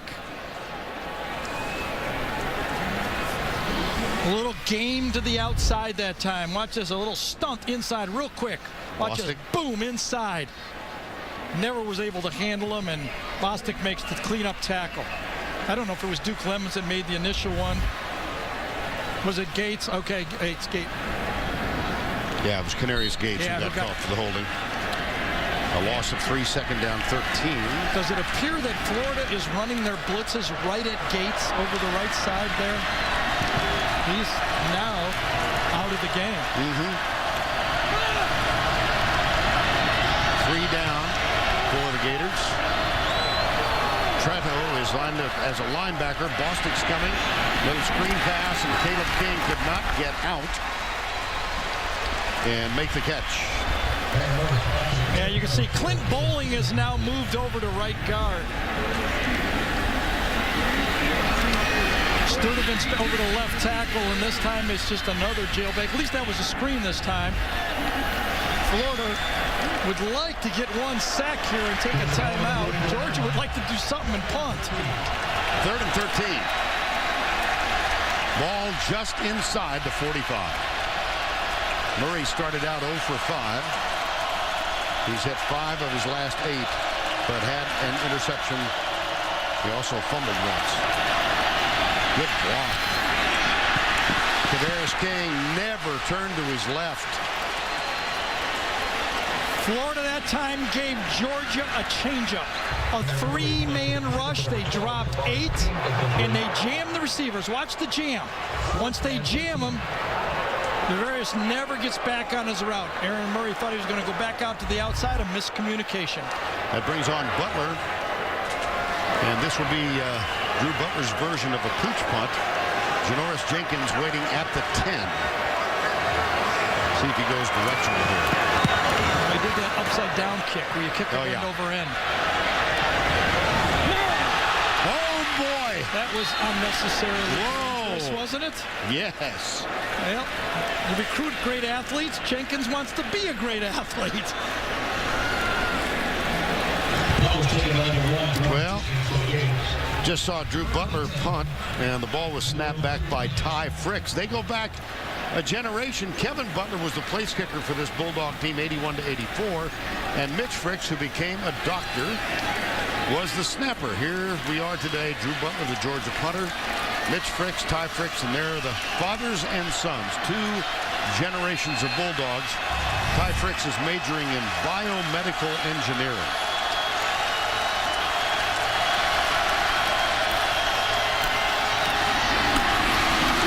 Quickly, right side. And it's Trey Burton, number 8. What a valuable player. We had him listed in our lineups as first athlete, and then we changed it to slash. I mean, how about, anything, a natural. The guy plays fullback, slot, tight end, quarterback, option back. I mean, he's doing it all. And by the way, his brother, a highly recruited linebacker, just committed to Florida, decommitted for Notre Dame, and now is a Gator. Right. When we did the earlier this season, he was on his official visit to Notre Dame. Here's the quick handoff up the middle on first down after the 16-yard line. And this should get Florida out of the half. And I'm wondering, if they even hand the ball off again. They might just be take a knee here. Urban's looking at the clock. Nothing fancy. They don't want to punt. Urban does not want to punt. 1:20 to go.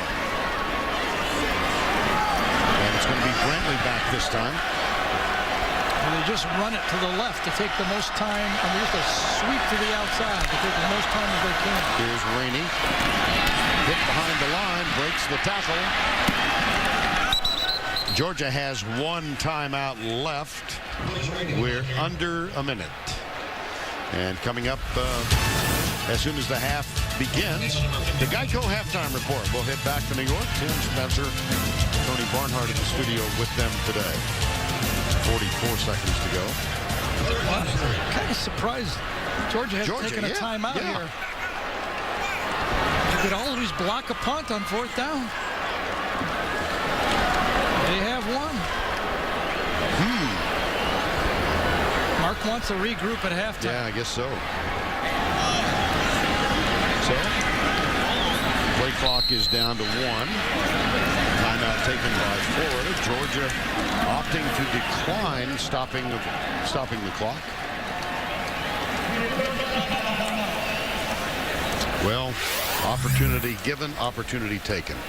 Now Red Lobster presents today's Scholar Athletes because we've got a neutral site here. Sean Chappis, majoring in marketing with a GPA of 3.4. He has already gotten his first degree. He's in grad school. That's a 4.0 there. And our Scholar Athlete from Florida, majoring in sociology, grade point average 3.0. Jeffrey Knaps, he served as a mentor at Lincoln Middle School in Gainesville last spring. Red Lobster's commitment to the investment of our future shown today by donating $1,000 to each school's general scholarship fund. Let me call one on myself here, Vern. I think Mark Wick was right.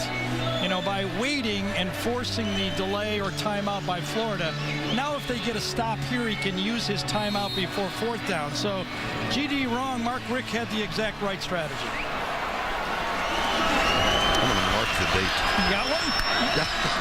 Sometimes you could sneak around on that too. And on 4th down, they count. It's close. There'll be a measurement here, won't there? Clock stops with 12 seconds to go. Mark will take a timeout if it's short.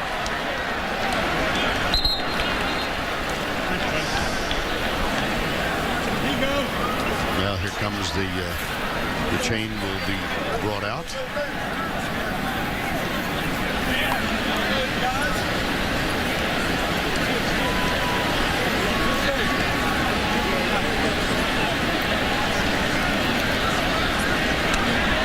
That much. Yeah, Coach Rick right on it.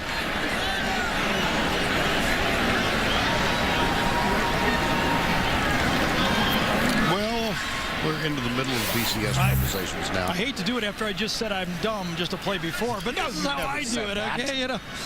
I kind of say, if they all win the rest, what's it going to look like? So if Auburn wins the rest and Oregon win the rest, I think Auburn's number 1 seed, Oregon's number 2 seed, that's the game. But what if the top team loses a game? Michigan State, in my mind, should they go undefeated, is going to play Oregon. But if Oregon loses, I think it's going to be the one-loss Alabama. If they get in that game, they will play in that game. If it's not Alabama, I think the next slot goes to the one-loss SEC champ. Could be LSU, could be Auburn, but I think what's happened in that game probably won't be against Alabama, but they'd be in the game. Right. I think Wisconsin's got a good argument. If they run the table, one loss all year, I think they're going to get in the game way before the bottom two undefeated teams down here. I got them waiting a little longer. I got them waiting until basketball season before. For me, it's special circumstances before TCU, Utah, and Boise State get in, and I give the edge to Utah and TCU because they play each other. How long did you practice that? We've had it actually for 3 weeks, but we finally stuck it in. That was well. And here's a line drive No kick. one's going to listen to me. They just said we should have took a timeout. I'm always paying attention. And that ends the half, somewhat anticlimactically in terms of action on the field. But Urban Meyer's satisfied. 3 turnovers led to 14 points for the Gators. Georgia tied it up 7-7. Let's go down to Tracy, who's with Urban Meyer. Coach, you told us this week the tweaks to your offense would be obvious. You went with the hurry up. Why? We just need a spark, and right now we're. I think the offensive line is really the strength of our team. So ride that horse a little bit. We're motioning in and out of guys at quarterback and keeping off balance. And the guys are doing a decent job. It started slow, but they picked it up. You mentioned the quarterbacks. That's the other tweak using all 3 of them. How would you assess their performance so far? I haven't had time to. I think it's fine. I think our defense is creating turnovers. And in a game like this, you look at the history of this series, turnovers wins games. That's going to be the key to the second half. Thank you. Good luck. Burn, back to you. All right, Trace. That's the end of the first half with the score 21-7 Gators. Now let's go to Tim Brenda in our New York studio.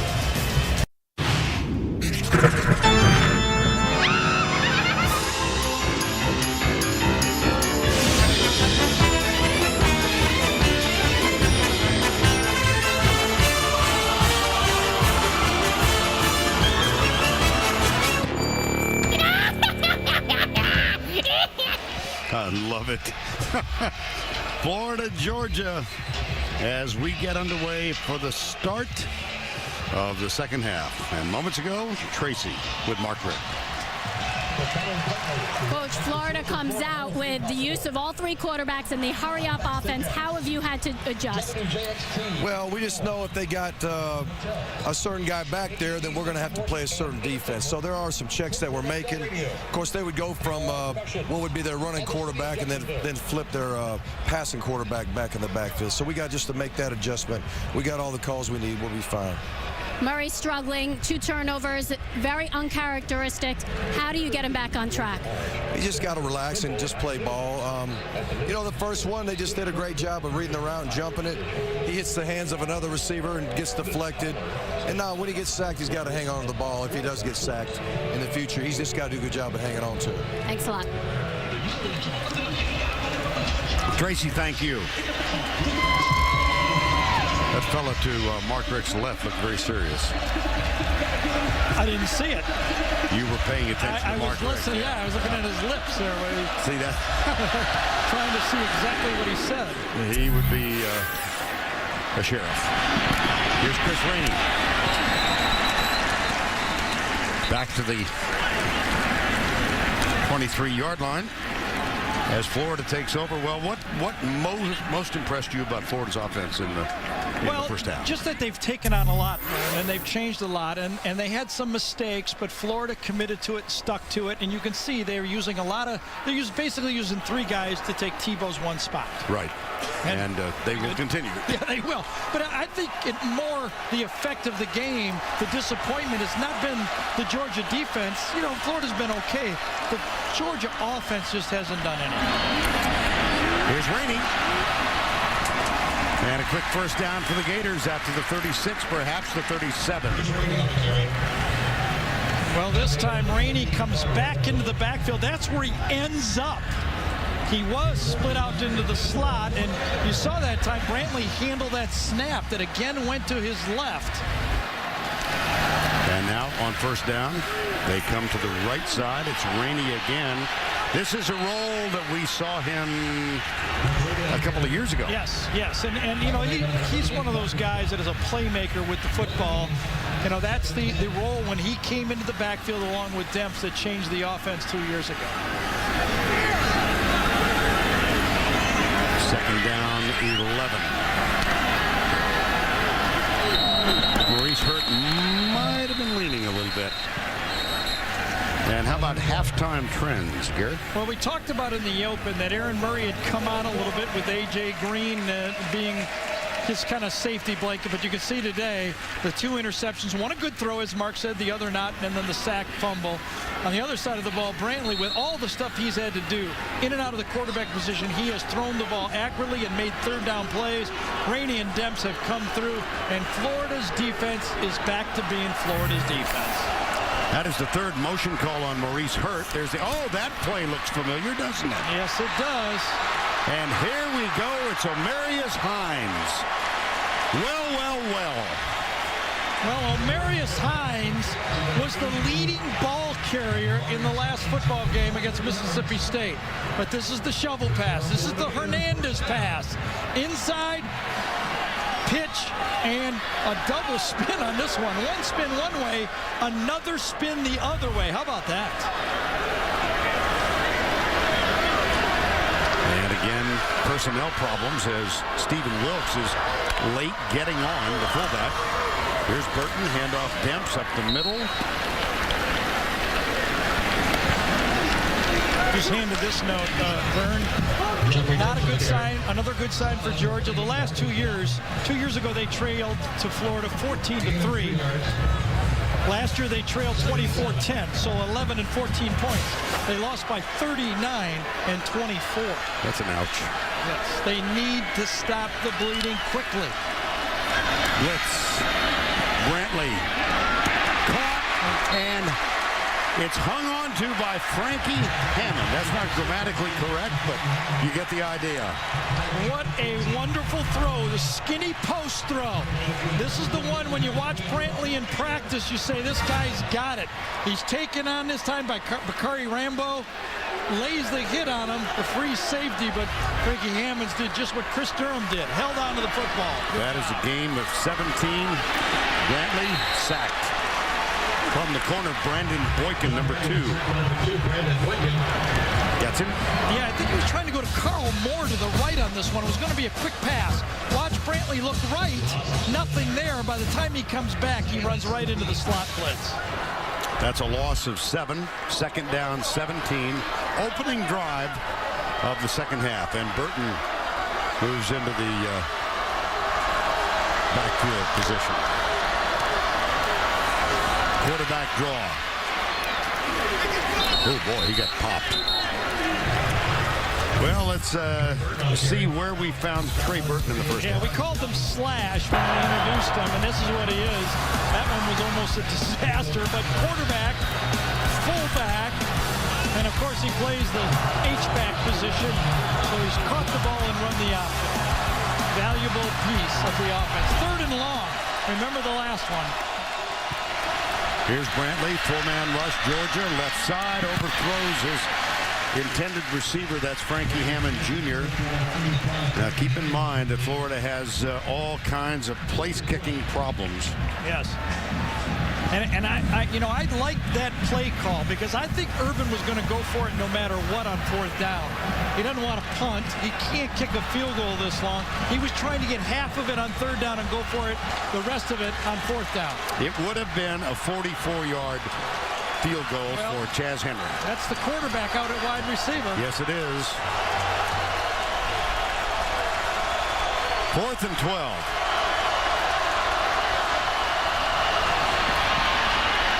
Georgia playing contained defensively, and they do contain Burton. Yeah, they needed a stop.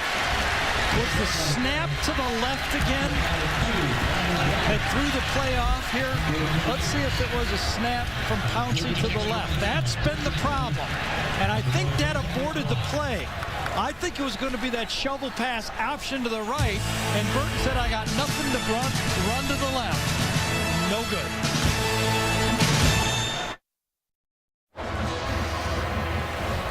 Aaron Murray not having a particularly effective day. For more on Aaron Murray, let's go down to Tracy. Well, let's go outside the huddle with the Georgia quarterback. He isn't the only athlete in his family. His 26-year-old brother Josh is a walk-on safety. He first, though, followed in his father's footsteps and played baseball. He was a second-round pick for the Brewers in 2002. They do have another quarterback in the family, though. His sister Stephanie, a senior at Plant High School in Tampa. Stephanie plays quarterback on the high school flag football team, a state-sanctioned sport, Vern. She threw for 42 touchdowns her sophomore year. Aaron said she can heave it 40, 42 yards. Very proud of her. And he'd like to make a mark in this ball game. It's been a tough, tough day. On first down, following the fourth down stop. That one is complete after Orson Charles. Well, A.J. Green, 1 reception, Gary, 7 yards. Yeah, I think at halftime, Mike Bobo and Mark Rick said, Aaron Murray, you got to throw the ball to A.J. We've got to figure out, we got this guy, even if he's covered, let's give him a few throws. Let's see if he can grab it. They call them 50-50 plays, Vern, when either guy could get it. Deontay Thompson won a 50-50 play down the sideline. He just won. I think you got to give the opportunity to A.J. to make those type of plays. He and Chris Durham are flanked to the right side.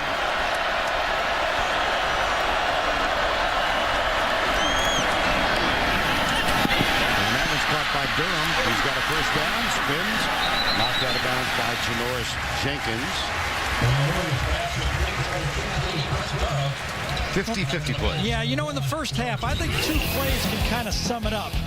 Georgia had an easy play to make right there. They didn't come up with it. But coming down the sideline on 3rd and long, Deontay Thompson takes a 50-50 chance.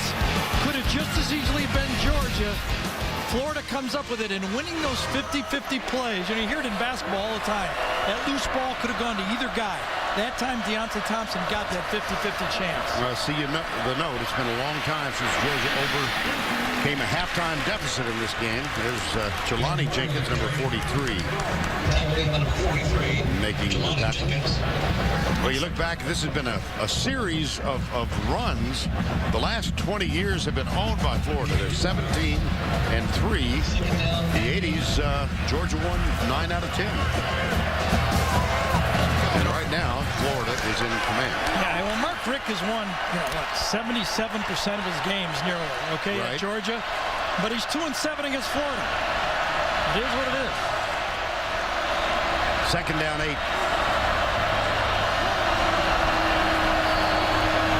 Green near side. Green has the catch. There's that stiff arm again. Wow.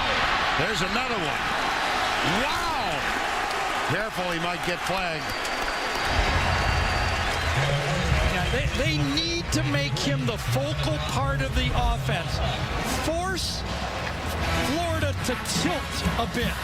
Cody Riggs this time was the recipient of the first straight arm. Ahmad Black is the recipient of the second. That was impressive. Well, it's 3rd and 3, though. They need this one. Will they go on 4th if they don't get it? They trail by 14. 3rd down. Officially, they call it 4. Blitz. Got rid of it. Orson Charles. That's going to be a first down, Georgia. You know, sometimes, and I've said this often, sometimes there's way less pressure when you're down 14, 17 points. You start the game, you just don't want to make a mistake. This was a good, get rid of it. Get it in and out of your hands quickly to your break off. He read the blitz and threw it. It was all just reaction that time for Aaron Murray. And a fresh set of downs now at the 48-yard line of Florida.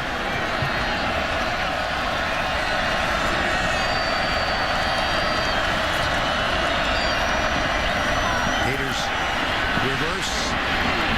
A.J. Green. Justin Trejo. Well, we talked about the somewhat mediocre, not somewhat, these are mediocre records by the standards of these two football teams. Georgia 3-3 in the conference. South Carolina won over Tennessee earlier. Florida 2-3, but it's very simple for Florida. Yeah, they control their own destiny. South Carolina controls their own destiny. Georgia has to win, and then they need help. South Carolina at Florida in 2 weeks. Loss of 2, second down 12. I mean, the South Carolina has to lose another one, too. Yes. Because the tiebreaker goes to South Carolina since they beat Georgia. Blitz again. Pass sailed on Aaron Murray over the head of Chris Durham. Aaron Murray's pass intended for Chris Durham is incomplete. 4th down and 12. 3rd and long again. Remember, last time it was 3rd and long, Florida went with a 3-man rush. They rerouted the throw, and it was an incompletion.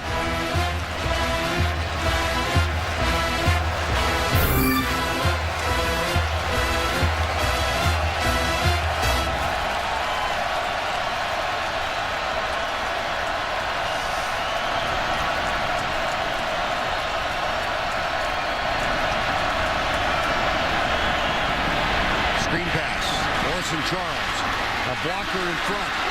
Got the first plus. Sturdivant was out to lead the way. That's a gain of 17. Throwback screen to the tight end. I thought it was defensed well by Florida. Little block and then fall off. Now watch Florida. They're there. They cannot turn it back in. Would have been a little holding to the outside on Cody Riggs, but they got away with it. Orson Welles, a good athlete and a high school teammate of Aaron Murray. Yes. Gain of 17 on 3rd and long, and it's first down at the 32. A.J. Green in motion right, I formation.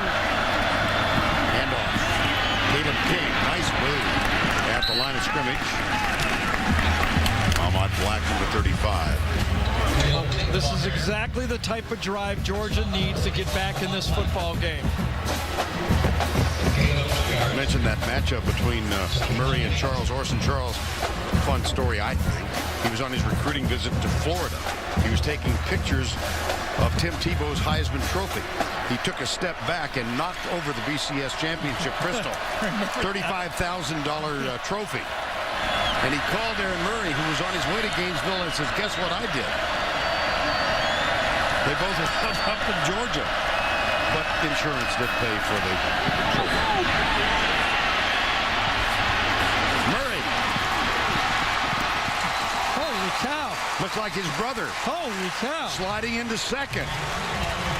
His brother's here watching in uniform. Josh.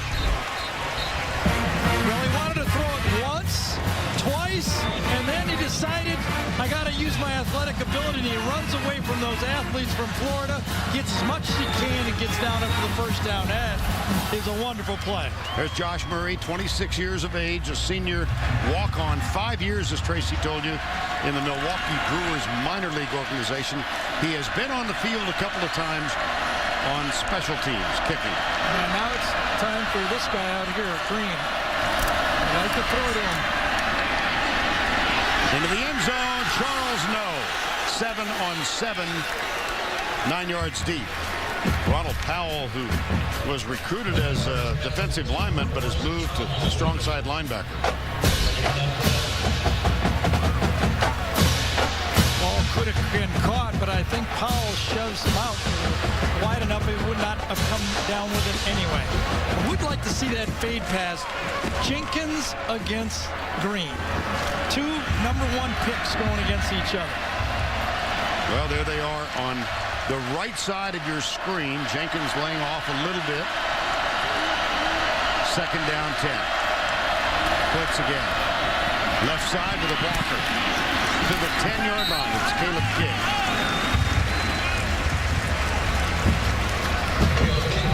Ahmad Black, Justin Tretto with the tackle. A little power, just pull your back, get people on one side, come around the other way, fold around, follow the fullback.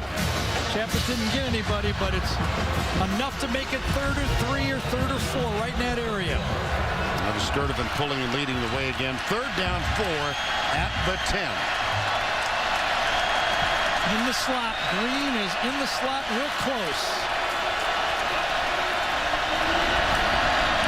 Pump delivers it deep over the head of the intended receiver, A.J. Green. It'll be 4th down. Ahmad Black was right with him. Yeah, Ahmad Black did a great job of not biting on the fake that time. A safety got the matchup Georgia wanted. Georgia wanted the matchup on the safety. Watch, hitch and go, and Black never bit. Forced the high throw. That brings on Blair Walsh, almost an extra point, just a little farther. Walsh, 14 of 17 this year, make it 15 of 18. So he knocks it through, and Georgia gets 3 to climb within 11. 5:18 to go, 3rd quarter. Florida leads by 11.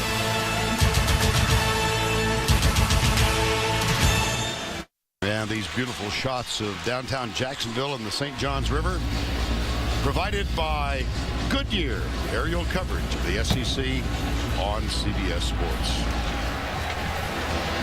84,444 on hand. That's the paid attendance today. 21-10, 5:18 remaining in the 3rd, and a nice drive put together with a couple of 3rd down and long conversions by Georgia. Yes, the throwing the ball on the throwback screen was the big play. Right. There would have been no points had they not got that. Here's Blair Walsh, and this will be Chris Rainey at the 10.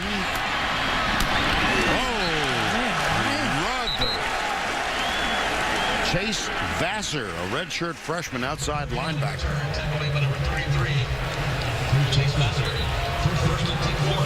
Well, a very significant event in the athletic life of the Georgia Bulldogs. Earlier this year, prior to the Vanderbilt game, Ugg of the 8th, otherwise known as Big Bad Bruce, officially installed in the passing the collar ceremony. He then took his spot in the doghouse and stayed there for most of the game. He's undefeated, 2-0. See that his grandfather, Ugg of 6, had a pretty good record. Right side. Jeff Demps, number 2. And Curry Rambo really ran that play down. You know, this Georgia defense never lacked for speed, and they can run back there. Demps is as fast as they come, but look at Rambo, the strong safety, run that play down and held it to almost no gain. Well, Demps had 26 carries against Tennessee in that win way back on September 18th.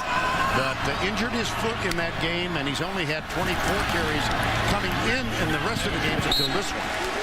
And there's a poor pass by Brentley. But in this game now, Demps 7 for 33. Urban Meyer insisting to us that he is as close to 100% as he's going to be. He looks pretty good. Now, can this front four for Georgia make a play? Or will they have to bring help with linebackers in a blitz? Justin Houston has started 19 games in his career. He had 18.5 sacks. Can he make a play? 4-man rush. Brantley off his back foot. Delivered to Burton, but far short of the 1st down mark. Akeem Dent, number 51, makes the tackle. Yeah, one-handed catch, but you know what? The pass rush did affect the play. You could see it. Brantley had to throw that one off his back foot, or he would have had Cornelius Washington in his chest. On 4th down. That was a big stop by that Georgia defense. Chaz Henry. They've melted the last 2 years, but they don't show it today, do they? Not at all. Brandon Smith, playing for the first time in 3 games because of a concussion, already has an interception in this game. What a punt by Henry. Oh, my goodness, all the way back to the 15-yard line. Smith, no flag thrown on that block. That was Brandon Hicks, number 40. Holy cow.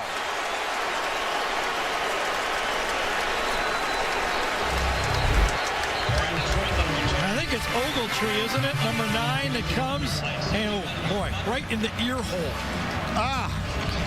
Does he get in front?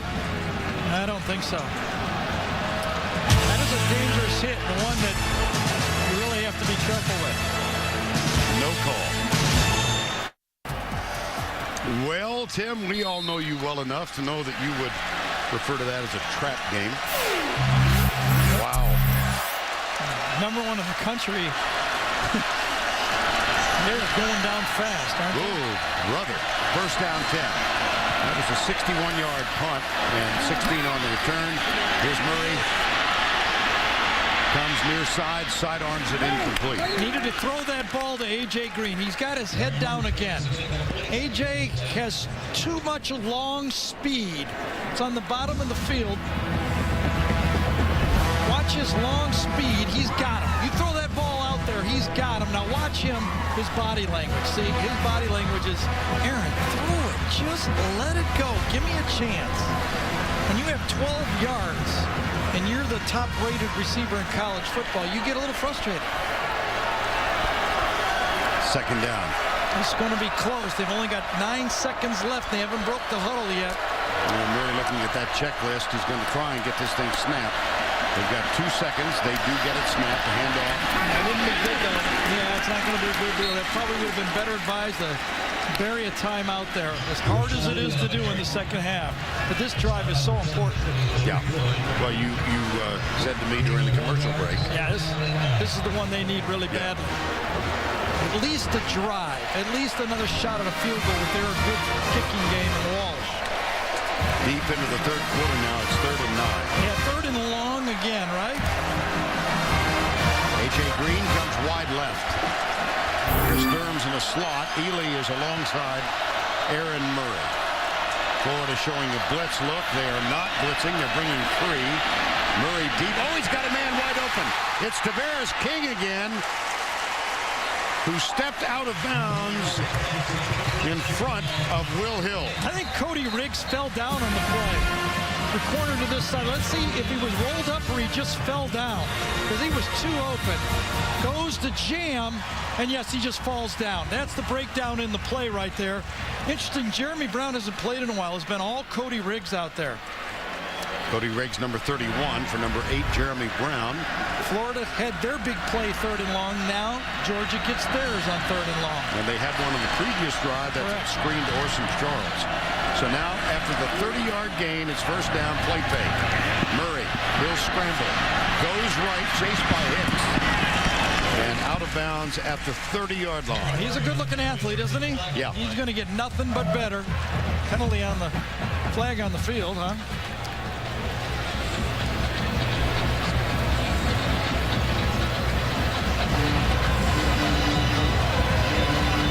A.J. Green was going down the middle of the field. I wonder if he got held down there as he was going.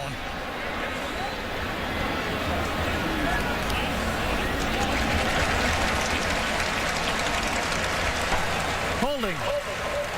White, 16. 10-yard penalty from the end of the run.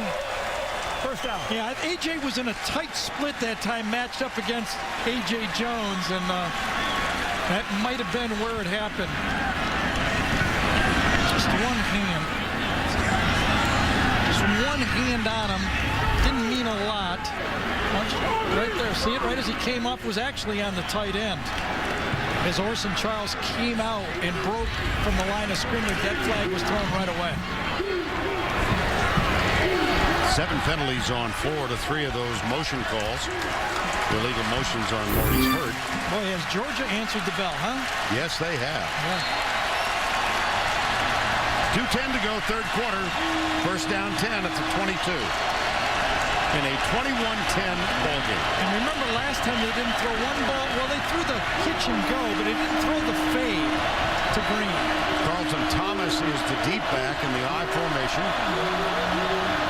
That's A.J. Green who starts. Now comes the blitz. Jelani Jenkins.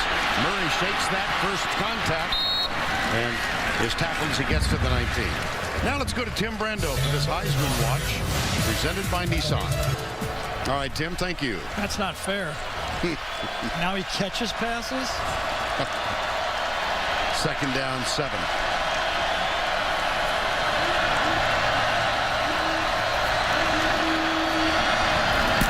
And off up the middle. That's Ely, with Sean Ely, and he runs into Justin Tretto, number 94. Well, the Verizon red zone numbers for Georgia: 23 of 39, touchdown percentage, Only 59%, but that's not that far off the national average. 12 field goals, 3rd and 5. And Georgia for the game is 5 of 10 on 3rd down. Emerging story for Georgia to pick up these 3rd down plays. They load up the receivers to the right side. One man split bottom of the screen. Screen pass. Ely's got it with 3 blockers in front. And what a great job by Ahmad Black. But then Ely keeps his feet and picks up another 5. Well, first of all, a great call by Mike Bobo. Nobody thought this was coming. Start the back on the left side, cross him over. Now, Ely has to have some patience. Slow down. Let your guys get a block on that one. If he just would have had a little of that patience and let it happen, that would have been a walk-in. Well, Ben Jones was out there ready to supply the block. They're going to switch ends of the field. Georgia Bulldogs making a game of it. That's the end of 3 with the score 21-10 Florida. We'll return to Jacksonville right after this word from your local station.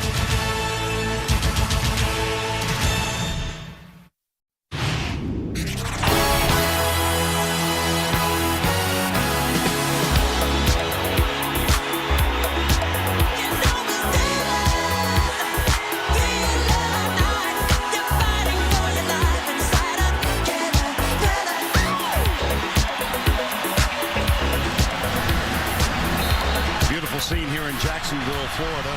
It's Georgia and Florida as we begin the 4th, and the Bulldogs have a 1st down and goal. I formation. Ely is the running back behind Sean Chappis. Aaron Murray hands it off. Ely cuts back. Touchdown, Georgia.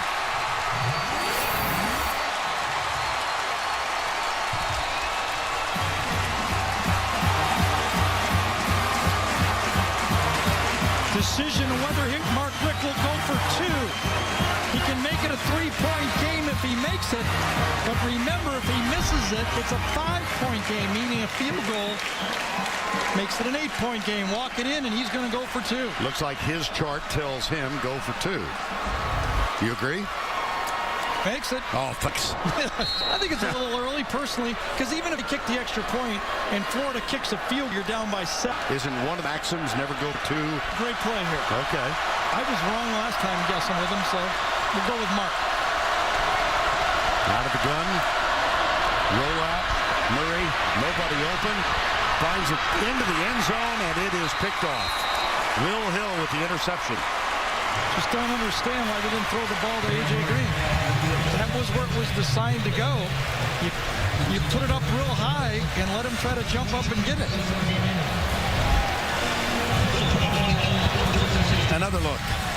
To roll out to the right, it's like that Dwight Clark play. Remember, there he is, the back of the end zone. Put it up to the top. Gives up on the play a little bit too early, and now ends up being a 5-point game. 21-16 as we begin the 4th.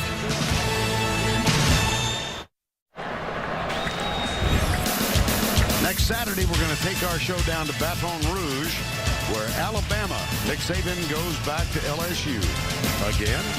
And the Tigers will host Alabama next Saturday, 3:30 Eastern, and it all begins with the TIAA College Football Today program with Tim and Spencer. I think by now the LSU fans had forgotten about Nick, don't you think? Oh, of course they have. Of course they have. I think that's water under the bridge, don't you think? I know we're going to ignore it. This is Chris Rainey, number 3. Whoa!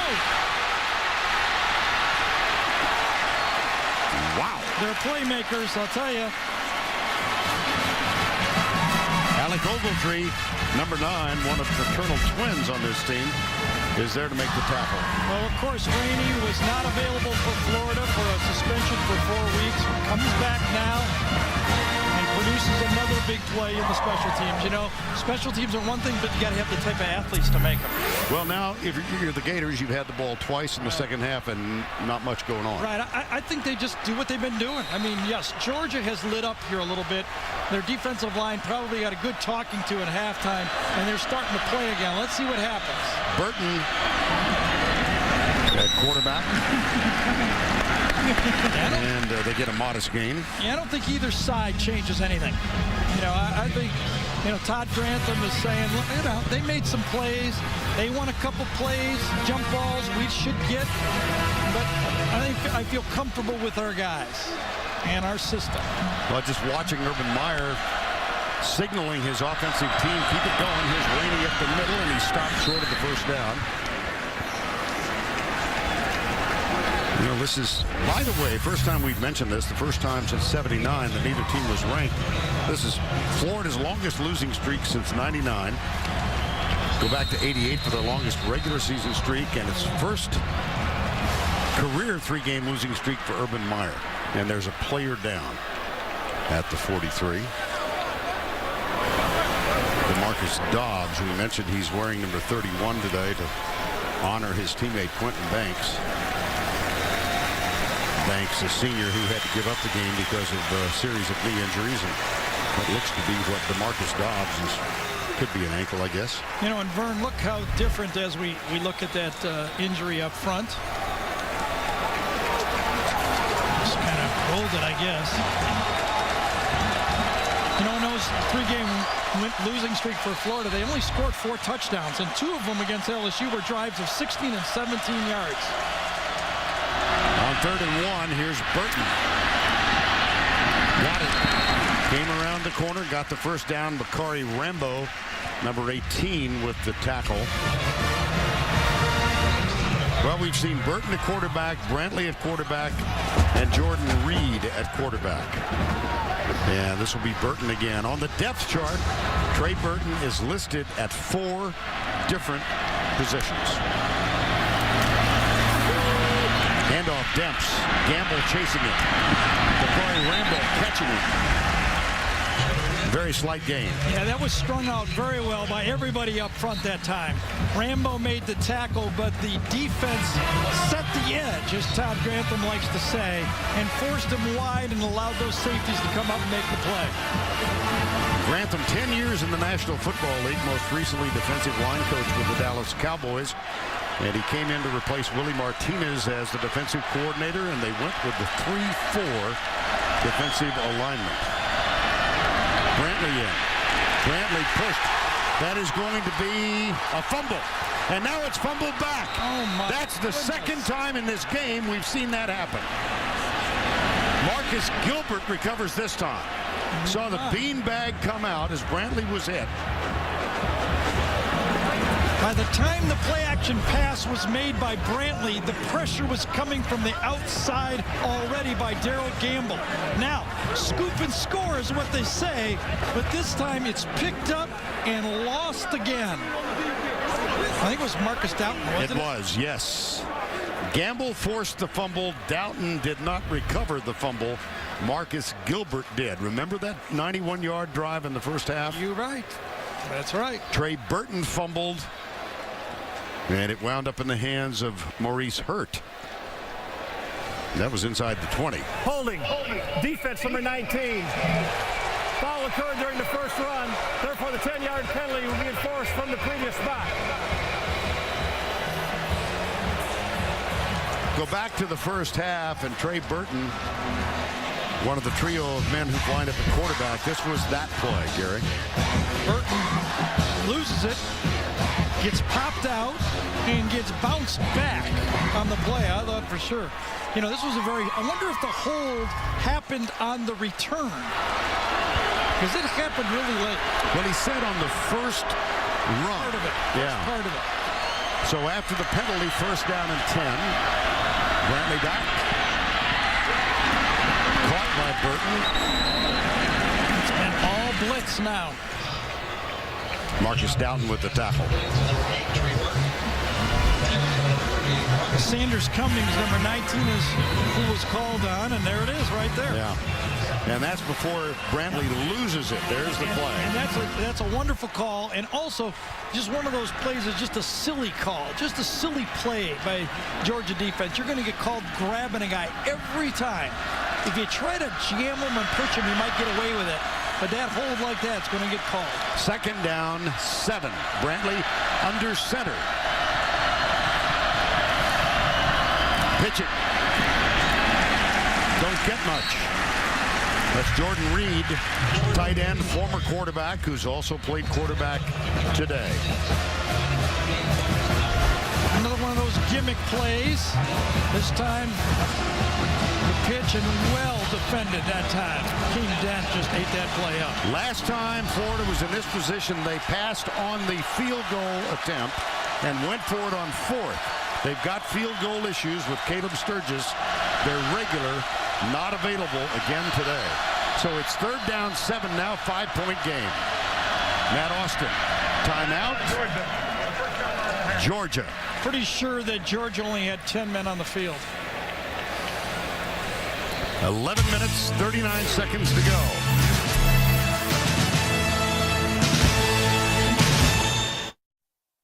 And now it's time for our Geico game recap. Florida scored first in this ball game. It was Jeff Demps getting the handoff and heading up the middle for 20 yards, 7-0. Georgia came right back, however. A 63-yard pass. Aaron Murray, Tavares King, who was open deep. 7-7 ball game. The rest of the second quarter, all Florida. Demps, a 2-yard touchdown, 14-7. And then Trey Burton got a touchdown to the left guard, 21-7 at the half. In the third quarter, Blair Walsh hit this field goal from 28. Georgia then early in the fourth quarter got a 4-yard touchdown run with Sean Ely. They went for 2 with a score 21-16. Aaron Murray passed on throwing it toward A.J. Green. It was picked off. That, by the way, does not count as an interception. It counts as a missed try. So no interception accrues to Murray, and no interception is given to Will Hill. 11:39 to go, 3rd and 7. Burton. Oh, he's still struggling. He's going to come up short, about a yard short. Well, this is really interesting now. Yep. A field goal makes it an 8-point game, but you got a kicker who's struggling. Okay, Chaz, your number 1 guy's hurt. Now, do you go for it on 4th down, or do you kick the 34-yard field goal? The previous one, remember they lost a little yardage, moved it out of range. Chaz missed it. They are bringing Chaz Henry in. Caleb Sturgis, the regular, stress fracture of his back. So Henry, the punter, Urban Meyer can't look. From 34 yards, Chaz Henry has missed his last 4 attempts, and this one cuts right inside. He called on the draw, didn't he? Yes. And I think the strategy, I wonder if Urban would have gone for that had it been a different score in this game. Now, 8 points is a big difference. He might have gone for it had Georgia kicked the extra point. Chaz Henry hit his first 2 from short range, had missed his last 4 until he put that 9-iron right near the pin. 10:48 in the fourth quarter. Urban Meyer was asked earlier this week if he had a sense of desperation about this game. He said, no, that's too strong. Urgency might be a good word. Well, it is a game of elimination essentially as we're in the fourth quarter, and Florida leads it 24-16. They had a 21-7 lead at the half. The third quarter dominated by the Bulldogs, clawed back in it within 10. They opted after their last touchdown to try for 2. It was unsuccessful, and now Florida just countered going almost the length of the field, and Chaz Henry, the punter, on in place of Caleb Sturgis, ended a drought of 0 for 4. Now here is Zachary Bruss, the walk-on from Jacksonville, playing in his first game ever for the Gators. He kicks it off to Brandon Boykin. No touchdown kickoff on that one. Now let's go back to the studio for this John Hancock update. We understand that, Tim. Of course, Masoli kicked off the Oregon team, and Houston Nutt. You know, Houston Nutt has a reputation, well-deserved, I think, whether Arkansas or Ole Miss, for coaching his team well when he's an underdog. I agree. First down, left side, caught Durham. And he's got a first down, it would appear, yes. Mark is out at the 38-yard line. Ronald Powell was defending. Well, if you're Aaron Murray, you think back and say, I've been here before. Remember the Arkansas game early? It was 24-10. Murray led 2 fourth-quarter drives to tie that game with, 50 seconds left? And then Ryan Mallett hit the big touchdown pass for Arkansas to win that game. So he's been here before. Still, A.J. Green, 12 total yards receiving. Extraordinary. That pass complete out to the 48-yard line. That's Tavares King. I wish I could say that Florida was doing something unique to him, like doubling him or taking him out of the game.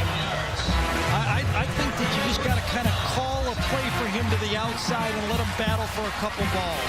Well, certainly on the last play, Murray never looked his direction. And he's been thrown to 5 times, 2 receptions, 12 yards. I mean, I want to give some credit to Janoris Jenkins, the first play of the game, but he hasn't been matched up with him the whole game. No, he is now. Blitz, good pickup. Murray, double pump, goes deep, has a man, Orson Charles, to the 29-yard line. Wow. You know, I think there might have been some communication from back in high school on this one. Coming out, Charles going to come right here. Now watch when this ball is thrown. We can freeze it right before he lets it go. Watch. He's going to lob the ball back here. And then Charles goes. He did not know Charles was going to go there. I think they were on the same page, just like Plant High School. He knew he was going to go there. Plant High School in Tampa. And they both wound up leaving Florida, both recruited by Florida, and here they are hoping to lead a Georgia comeback. It's one-on-one coverage out there. Play fake. Good block by King. And there's the catch. There is the touchdown. High school teammates again.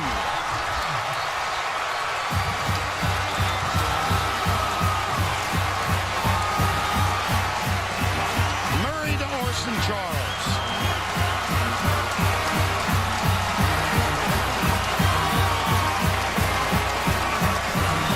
Coming.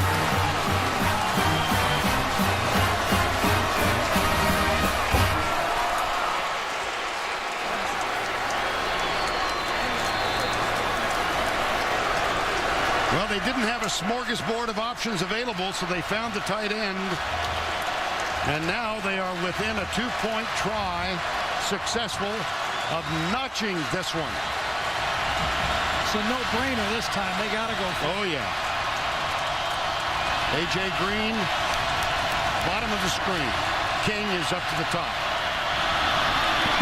How about that call? That's for 2. Aaron Murray. We're notched at 24.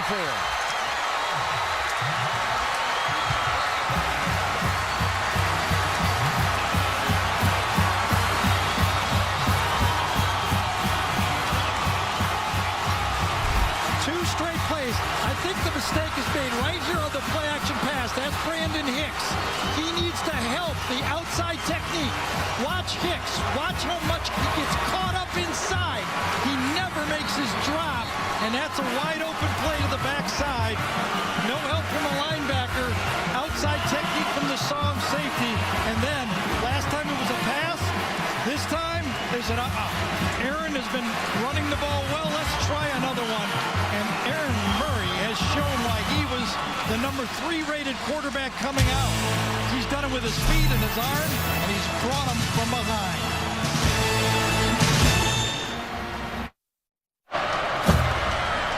Well, this is almost too obvious, but the sun's going to set on somebody's aspirations before this one's over. Aerial coverage of the SEC on CBS, provided by Goodyear.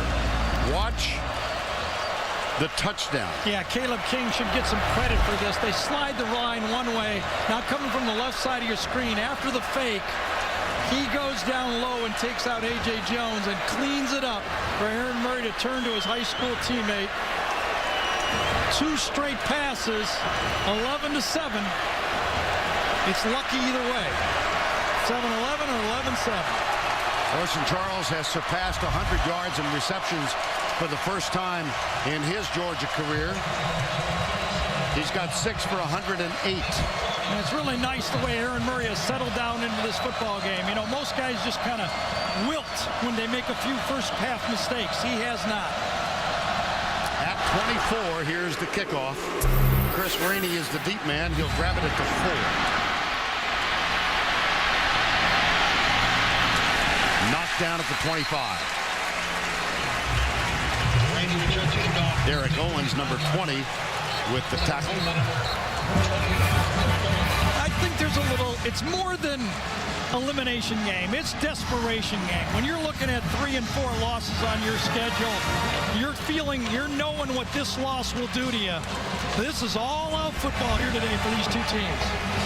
Now here's John Brantley, whose uncle Scott was inducted yesterday into the Georgia-Florida Hall of Fame, joining Zeke Bratkowski.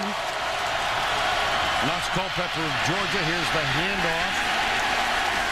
And it's Chris Rainey. Wilbur Marshall, one of the great defensive players ever in Florida history, was the 4th player inducted. I'll tell you, that front 3 or 4 or 5, whatever it is, including the outside linebackers, are winning the battle of the line of scrimmage and making some plays. Again, Cornelius Washington just won that play. 3 wides to the right. It's 2nd down and 9. Georgia brings 4. Brantley. Beautiful throw. Yes, it was. It looks like he's picked up a first down at the 36-yard line. Omarius Hines, number 82, with the tackle. Brantley's saying, you know, just give me some time. I did it the last 2 weeks. I had the last drive against LSU. I had the last pressure pack drive against Mississippi State. I hung it right in there. I can do it again. Burton hands it off on 1st down and 10. We're under the 8-minute mark, tied at 24. That's happened for me before, Vern. You take your team down there, you kick a field goal, you got the lead, and you watch the other guy take it back the other way. It's tough. John Brantley for the day, 12 of 17. Was intercepted early. Back to throw again. Omarius Hines. Oh, boy. Almost broke it big. There's a helmet that goes off. That's Hines' helmet. One of the strongest football players on Florida. We've talked about this before. They kind of call him the freak, okay? He started at tight end. He's been an option rusher. Scored a touchdown in the option last week. And he just does not go down easy, does he? Ooh, little elbow there. Looked like Akeem Dent might have been in the middle of all that. First downs are even 20, or not quite even. Difference of 1, 21-20. Near midfield in a tie game with 7:06 to go. Trey Burton, foot race. Burton to the 20. Burton flies and in for the touchdown.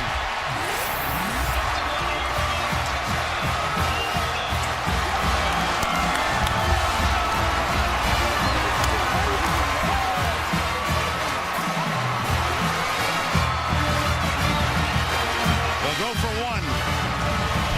51-yard gain.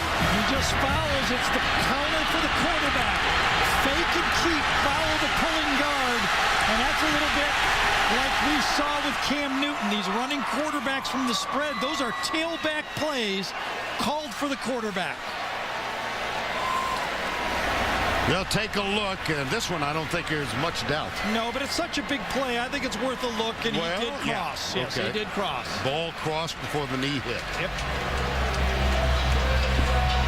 Another look. He was chased by Sean Williams, number 36. Got into that foot race down the right side. How about these kids coming into college football nowadays, huh, Vern? All over college football, they can all run. His previous longest run this season was 19 yards. He tacked on a 51-yarder to break the tie. Well, he is a terrific all-around athlete. Well, you have to hand it to the Florida coaches. I mean, we'll talk about Georgia in a second. They're hanging in this game wonderfully. But the Florida coaches needed to juice this offense. And they came up with something here. You know, running we talk about 2 quarterback systems. They're using 3. After further review, the ruling on the field is confirmed. Touchdown.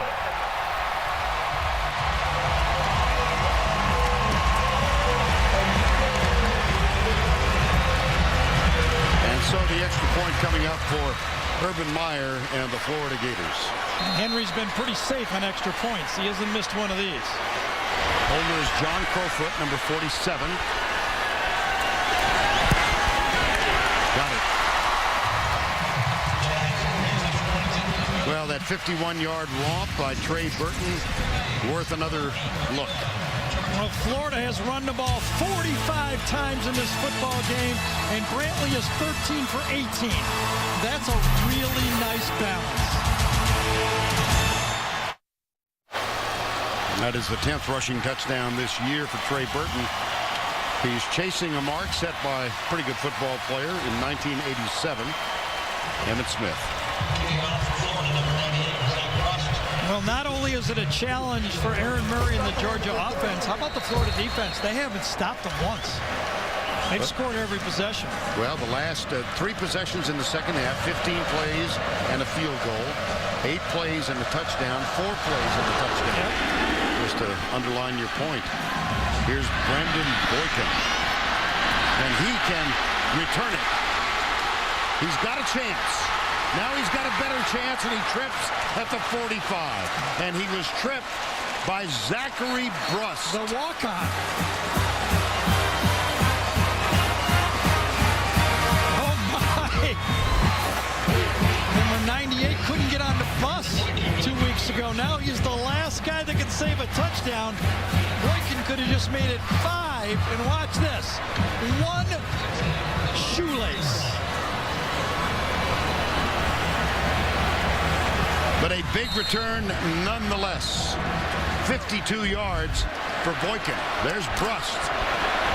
If you would have told me prior to this game that A.J. Green had 2 catches for 12 yards, I'd say it's a blowout. Look how much better Aaron Murray has got distributing that ball around the field. Looks for Green. There's Green down the middle of the field. It's incomplete at the 30-yard line. Janoris Jenkins did a wonderful job on that one. He cut inside Green. Green's break, Vern, was not very straight. It was too far upfield and allowed Jenkins to come inside. Had one hand on one side and one on the other. He got away with it. If A.J. would have broke sharply, more like 90 degrees instead of like 115, 20 degrees, there would have been no way for him to make the play. 2nd and 10 in this half. Only 5 misses for Aaron Murray.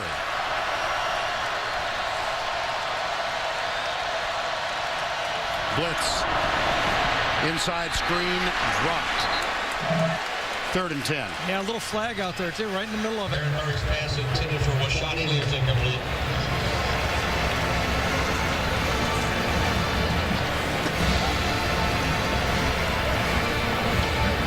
Umpire threw the flag. There you are.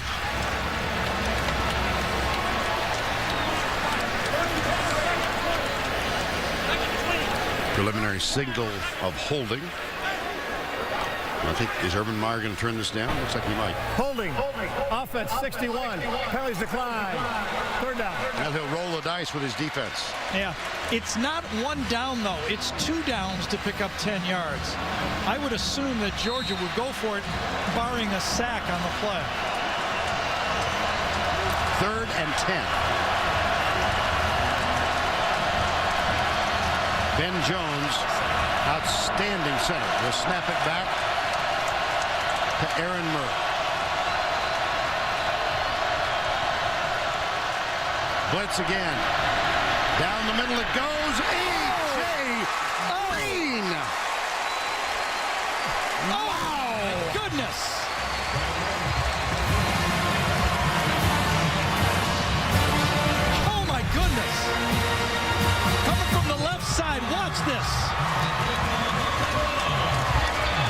just lays out. Two big-time players going against each other. Jenkins doing about as well as you can do. And A.J. lays out. You know what Aaron Murray's saying? I just got to throw it near this guy. Holy cow. First down 10. And off. This is Caleb King at the 10.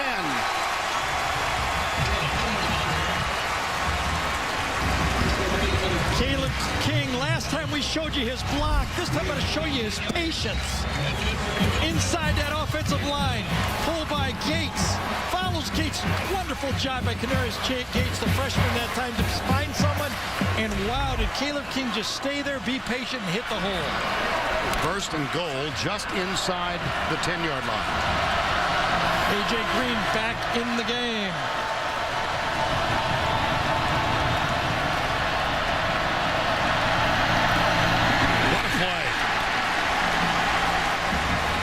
William Green, number 96.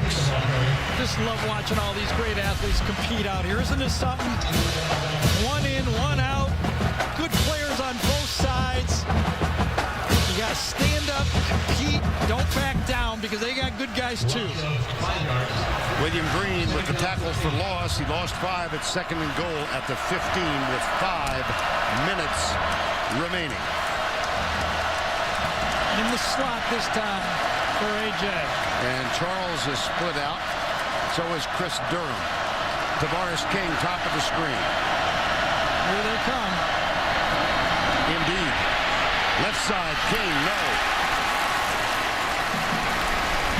Wow. You sound surprised. Well, no, I know that's exactly where you had to throw the ball. I'm just surprised that this one wasn't caught. Did I miss something here? Yeah, he should have had that one right. Almost hit him in the head. Cody Riggs again on for Jeremy Brown, and we were told, Tracy let us know earlier in the half, that nothing wrong physically with Jeremy Brown. Riggs has played most of this half. Third down and goal. Last time it was the blitz. This time it doesn't look like it.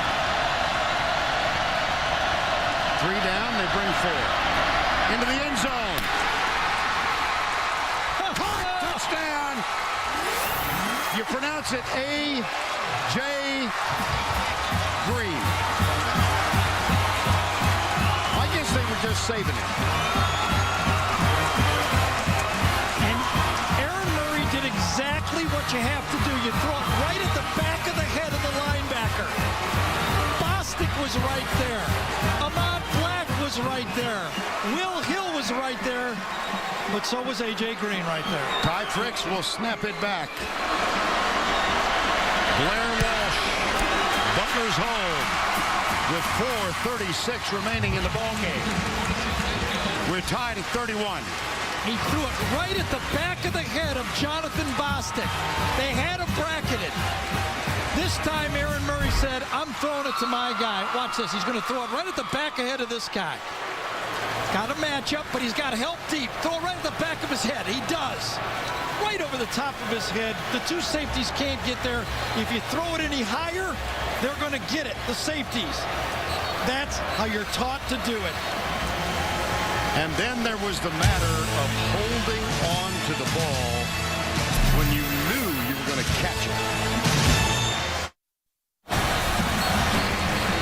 Well, this one might be remembered for a long time. 4:36 to go.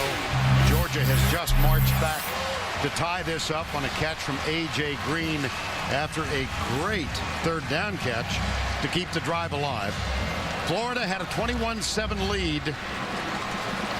It was tied at 24 all, and then they went out on top 31-24, and the Bulldogs came right back and notched it. Well, remember Aaron Murray's start, and remember he's a freshman, and recall that he's from Florida. Well, now he's thrown for over 300 yards in his football game. Blair Walsh with the kick. Chris Rainey is back. This one will go 3 yards deep, and he'll bring it out.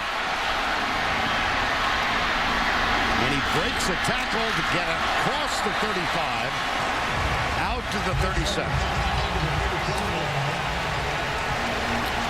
Well, this ball was delivered between, I think, the two best safeties in football, two big hitters, Will Hill and Ahmad Black. They both deliver. They both hit him.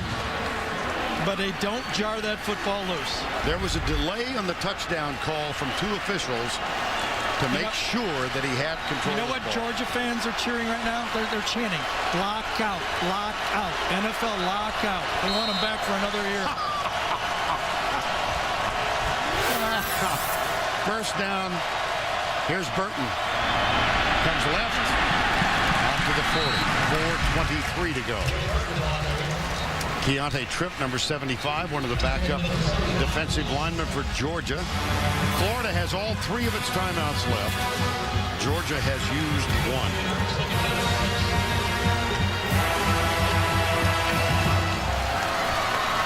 Second and 6. Brantley, the quarterback now.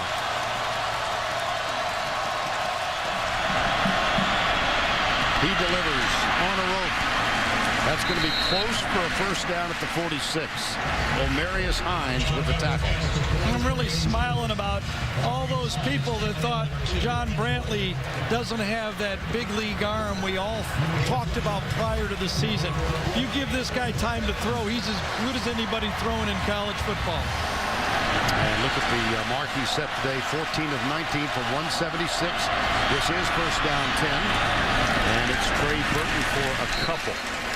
Well, we're tied 31. Florida has lost 3 in a row, but they control their own fate in the SEC East. If they win this, if they beat Vanderbilt, if they beat South Carolina, they will be in Atlanta. Georgia has won 3 in a row to climb back to 4 and 4. They need to win out, and then they need some help. Somebody's going to whip Carolina because South Carolina has a tiebreaker edge over the Bulldogs. Brantley under pressure. Darrell Gamble, number 50. That had to be a busted assignment. Did they grab somebody up front? Did something happen differently? Because Gamble runs right through. There is a flag. 2 linemen take the same rusher. Pouncey. Urban Meyer looks like a lawyer for the defense out there. I tell you, you could see the 2 linemen from Florida take 1 man and turn Gamble loose. Florida for the offense. There we go. Maybe. Prior to the snap, false start. Oh. 73 offense. 5-yard penalty. Still second down. Well, that's a break for Florida. They get to replay the play and disallow the sack. Xavier Nixon, watch him lean back. Top guy right there. Did he go? Barely leaning back. Both the center and guard take 1 player and turn Darrell Gamble loose. That's a big play. Instead of 3rd and long, it's 2nd and 15. That is the 4th false start penalty. 6th false start penalty.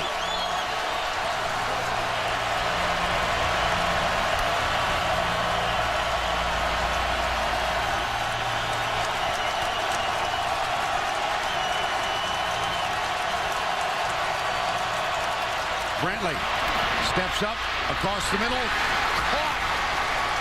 Frankie Hammond. That's a first down. He's throwing strikes, I'll tell you. Put it right on the 5 that time. And he also threw it between the hashes. Good protection, 4-man rush. Pouncey switches off, clears the lane, and throws the ball in the middle of the field. Risk reward over the middle of the field. You can throw that ball in the middle of the field successfully. If we look at Chaz Henry, you know, it always finds that when your weakness is something that always goes to your weakness, doesn't it? Chaz Henry there, is he going to have to kick the field goal to win it? On first down from the 40, here's Rainey. Play fake. Brantley pumps once, settles for the safety valve. It's Rainey out in the flat, and he gets caught. Marcus Doughton, number 38, makes the tackle. Yeah, the other good thing I think that's happening for Florida is the drive is eating the clock. I think Urban would just as soon this be the last play of the game. Either it's going to be a field goal or a touchdown. He does not want to give Aaron Murray and Georgia and A.J. Green back that ball at all. Second down 10, 1:45 to go Florida has all 3 timeouts left. Here's the option. Burton cuts it up the middle. He's going to be stopped at the 36.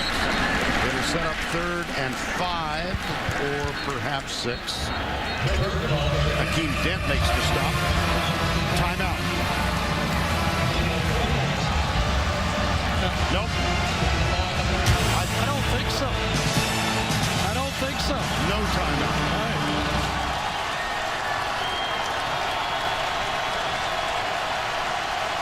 Third and 5. Brantley with a lot of time again. It's in and out of the hands of Carl Moore, number 9. Well, here we go. This is the gray zone right here. What do you do? If you don't make it, you're giving Georgia and Aaron Murray the ball in pretty good field position with a great field goal kicker. Chaz Henry in high school kicked one 52 yards. Oh, don't you think they're going to punt here? They're going to try to kick a field goal? I don't know. It would be 52. I think they're either going to go for it or they're going to punt. Now remember, if they don't make it, though, Walsh is one of the best kickers in college football. Chaz Henry said, I can kick it that far, Coach.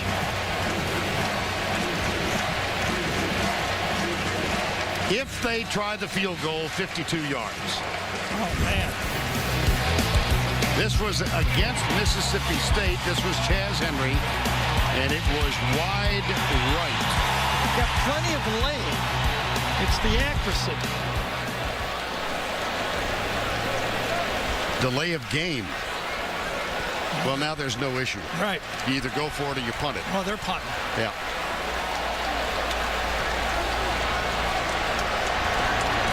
Well, that's what I would have done anyway. You can't chance it. Georgia's field goal kicker's too good. Here's Henry. Logan Gray. That's perfect. That looks perfect. It is. Down inside the 5. And now here's the cool part. Florida has 3 timeouts. They can use them and still get a field goal try that isn't as earth-shattering if they miss it. Georgia needs 1 first down. Well, we're a long way away from Blair Walsh getting a chance to win this thing. Right now, Mark Richt is going, give me a first down, guys. I got to have a first down. Because a punt here could be a field goal try. And if they fair catch, you get a free kick. Aaron Murray, has he earned Mark Richt and Mike Bobo's trust to throw the ball?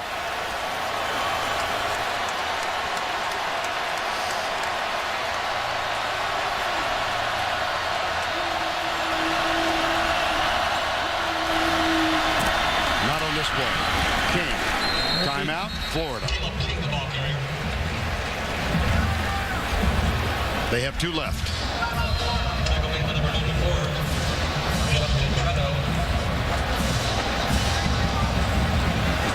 So if you're Mark Richt, who sat in on every offensive meeting this year, are you saying, guys, I don't believe we can run it? They're going to load the box. I don't believe we can run it with just a normal play.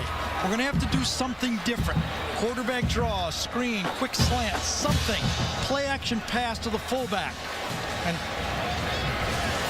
there's Terrell Austin giving the directions of the Florida defense. Aaron Murray started out bad. First play of the game, Janoris Jenkins. A little good. 63 yards. And then the sack. Kind of a bad breakthrough. The ball was kicked out of his hand on the play. And he comes back to his former high school teammate and puts Georgia back in the game. 2nd down 8 at the 6. Will they slip the fullback out in the flat? Yes. Tipped. Yes, incomplete. That stops the clock with 44 seconds to go.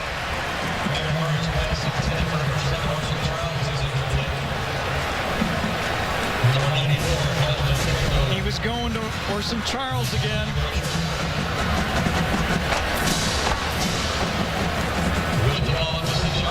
Had him too. Had him matched up with Duke Lemons, a defensive end / outside linebacker on the play. 3rd and 8. Well, let's find A.J. Bottom of the screen. Yep. Your best guy against their best guy. Florida has 3 down. They'll bring 5. Handoff King.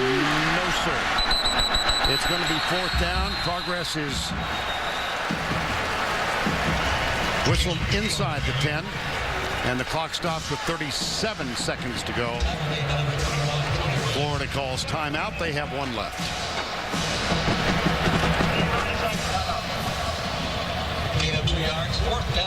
Georgia badly needed 1 first down. Yeah, they did.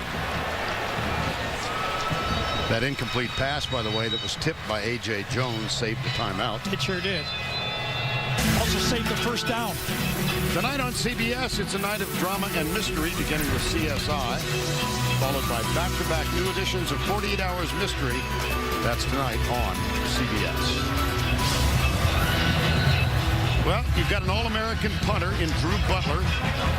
That's John Brantley, who's going to get 1 more chance. Butler, whose dad Kevin was a punter here in the early 80s.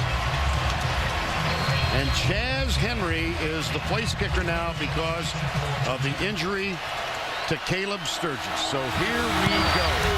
And he hit a good one. Nice and high. And the fair catch taken at the 42 with 30 seconds to go. That was a clutch punt by Butler right there. He knew he had to have a high one. It didn't want to return on it, and he had a beautiful one.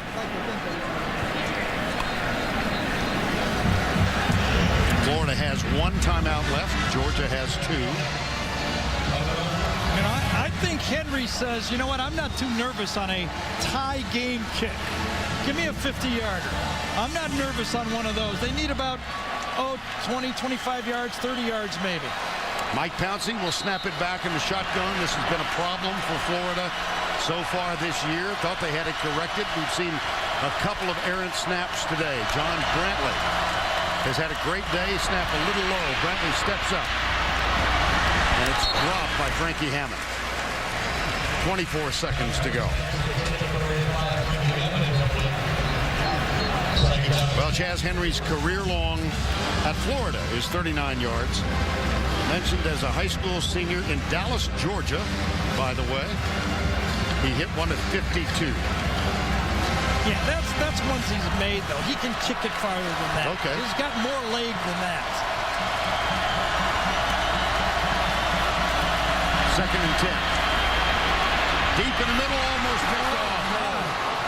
Oh, Bakari Rambo. And that would have turned the field upside down. Rambo would have took this return at least 25 yards. This had to be a miscommunication. Brantley thought the receiver was coming to the middle of the field. He went to the outside of the field.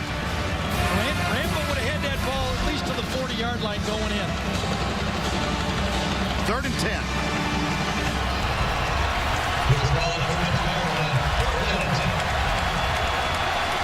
That's Chaz Henry hoping for a chance.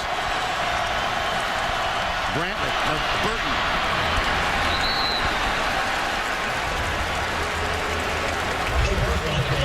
"16 seconds to go." Georgia took one of their 2 timeouts.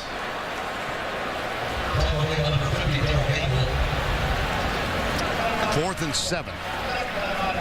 Yeah, you know, when we talked about it in the open, that not only staying in it for the winner, but the disaster if you lose it. I mean, the whole season kind of goes down. And you can see the type of effort. I think both teams feel that they got to have this game. Now Mark Richt, Urban Meyer.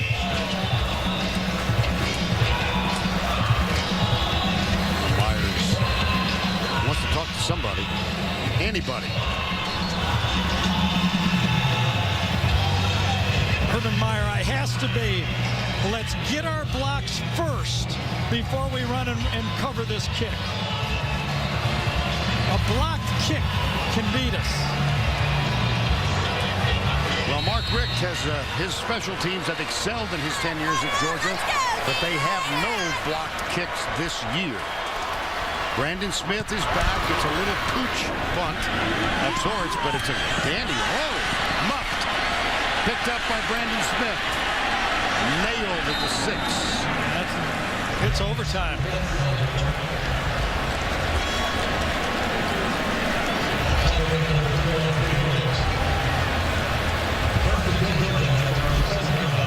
Here's Brandon Smith back.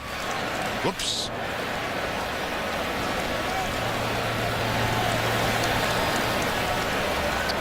How about this football game? One of the best we've done here, isn't it? Oh, my goodness. Florida has 444 yards in this game. Georgia has 440. 4 yards apart. Well, that's appropriate, isn't it? 31 all. And Murray, I expect, will take a knee.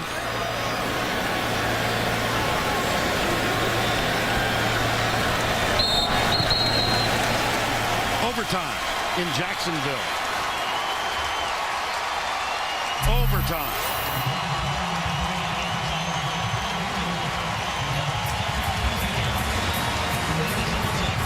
They've been playing this thing forever.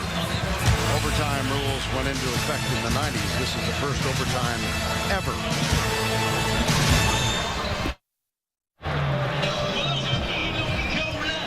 We welcome you back to Jacksonville. Georgia and Florida tied at 31. Let's go through the overtime rules. A coin toss will decide possession. The offense will start at the opponent's 25-yard line. Each team keeps the ball until scoring or failing to make a first down. And noteworthy, beginning with the third overtime, teams must attempt a two-point conversion after a touchdown. Well, so does anybody have an advantage? I would say that going into this, you'd have to give the advantage to Georgia because of the better field goal kicker. Besides that, I think it's pretty even. Let's keep it up. Okay, Florida, you're the visiting team. You're going to call the toss. Let's take it forward. Matt Austin is explaining to the group at midfield about the overtime rules. You see the Georgia bunch.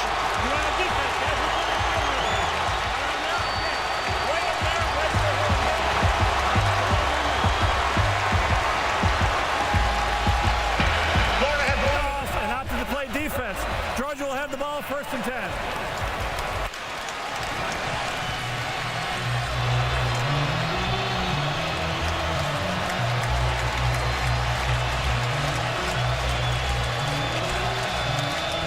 Mike Pouncey.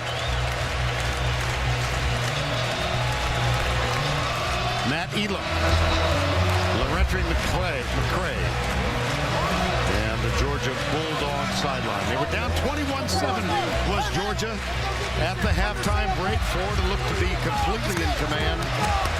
But this tenacious Georgia team dominated the third quarter, scored 10, ultimately tied it up 24 all. And then having fallen behind to Florida 31-24, came back and tied it up, went for 2 and got it.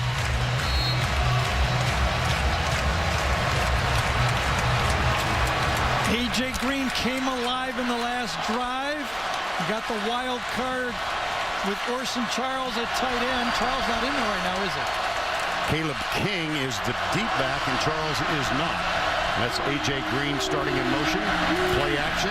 King with another good block. One-on-one in the end zone for Durham. And Ahmad Black almost had the interception. Had the matchup again that they wanted. Durham 6'5" matched up against the safety. Ball was not thrown exactly where Durham wanted it, and Black almost had a shot at it. Durham comes off. Tavares King comes on at wide receiver. There's King, 63-yard touchdown catch. That seems so long ago. I saw Bruce Figgins out there, the third-team tight end. And Orson Charles is also in on this play. Yeah, it's all alone out here. Two best players matched up against. No help. Blitz. King. Maybe the 23. Looks more like the 24. Florida loaded the box that time and dared Georgia to throw again. Now 3 defenders off the field. There's Trey Burton, 51-yard touchdown run among other contributions he's made today. 3rd and 9. Just can't get a sack here if you're Aaron Murray. Obviously, nothing bad. Incompletion is not the worst thing with your field goal kicker.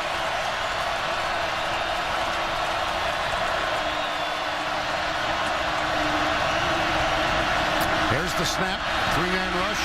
Murray down the middle. Tip. Intercepted. Will Hill. Down the sidelines. Murray's the only man who can stop him. There's the block on Murray. He's still going. No signal yet. Still no signal. Yep, I think his left foot came out. I got him out. I got him out. Now remember, Florida doesn't get the ball on the half-yard line. They get the ball back on the 25. That's right. Rolling on the field, ball carrier went out of bounds at the 1-yard line. It'll be Florida's ball, 1st and 10. His left foot went out before he reached it over. See his toe on the line? Watch his left toe. Tavares King, you know what? Murray did a good job of slowing him down, and then King comes across and pushes him out right before the game was over. It's the left foot ruled out of bounds. Here we go.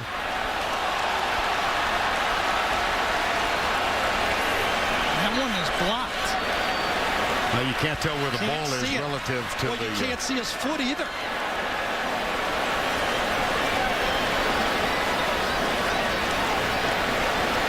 Here's our best look. Yep, one more step right here. It's out, and the ball is short. First down from the 25-yard line in my mind. What a big difference. That's why I'm not a big overtime rules guy in college football. Our truck is saying he might have gone out even at the 5. Very close. Left foot again, obviously. Yep. Either way, good job. Somebody noticed it. Again, Jim Allison is the replay official. And overtime rules, they get the ball back at the 25. Got to give the officials a kudos on this one. They chased it down. Remember, they're chasing down elite athletes, and they were right on the call. This isn't an overturn. They got it right.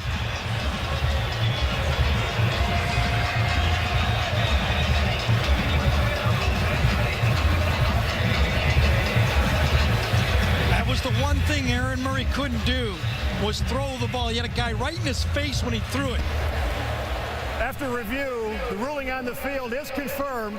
The ball carrier stepped out of bounds short of the goal line. The Florida's ball, 1st and 10 at the 25.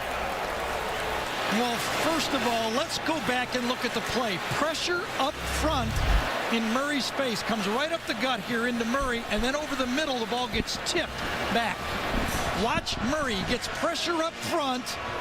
The ball goes high. It was tipped. Was it Bostic that tipped it? Number 52. Could have been Jelani Jenkins. Could have been Jenkins, 43, yes. See the hand in his face? Yes, it was Jenkins. Good eye, Vern. Jelani Jenkins tipped it. And Will Hill, Rainey. Off the suspension list after a 5-game absence. And he has had Will Hill. Well, remember for Will, even if they don't, it's Florida that gets the ball again, so he's got time. If Florida doesn't score or misses a field goal, Florida starts another series. 2nd and 7. Got a great field goal kicker. You got to let him put 3 points on the board. But Florida's field goal kicker ended the drought a while ago. He was 0 for 4. Oh, he's got a man open. Rainey tipped away at the last minute. As Sean Williams, number 36. That's funny. Now, I thought that he wasn't open. I thought Sean Williams had a beat on this one. I went, this could be a disaster.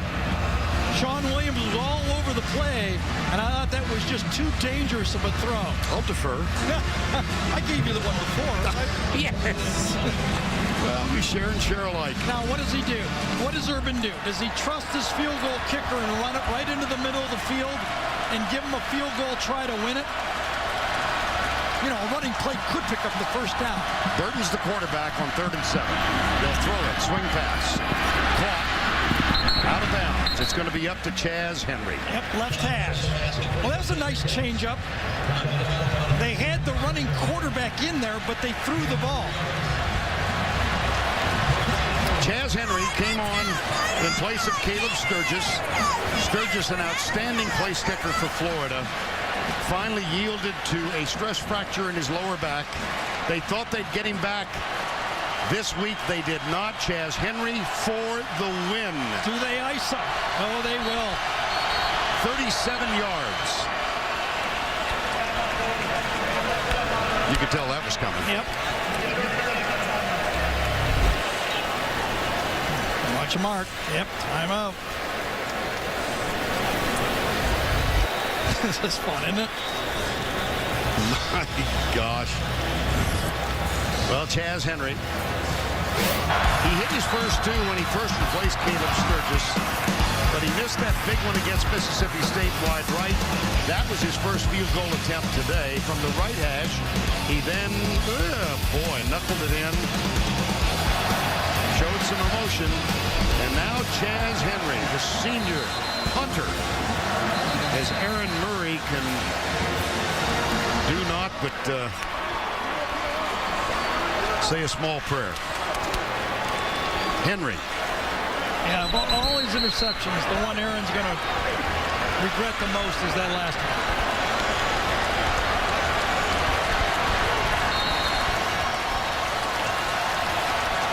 John Fairbanks will snap it.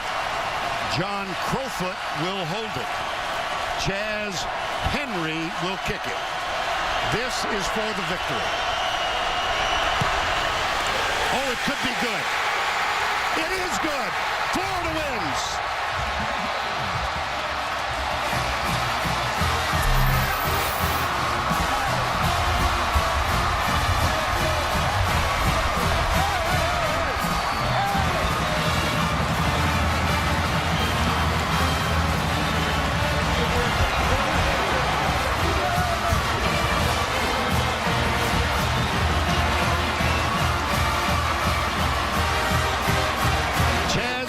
The senior from 37 yards out.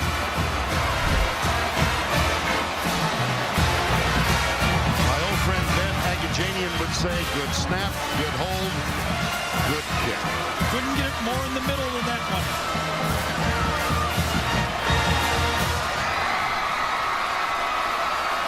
Well, he had to live with one when he missed it. Will Hill said, I almost finished it myself. And Mark Richt. Well, expectorate this. It's a tough league, but you know what? The Gators still control their own destiny. If they win out, we'll see them in Atlanta. Chaz Henry from 37. Gators prevail. For Tracy Wolfson, Gary Danielson, our entire CBS broadcast crew, I'm Bert Lundquist saying good night from Jacksonville. Gators still alive.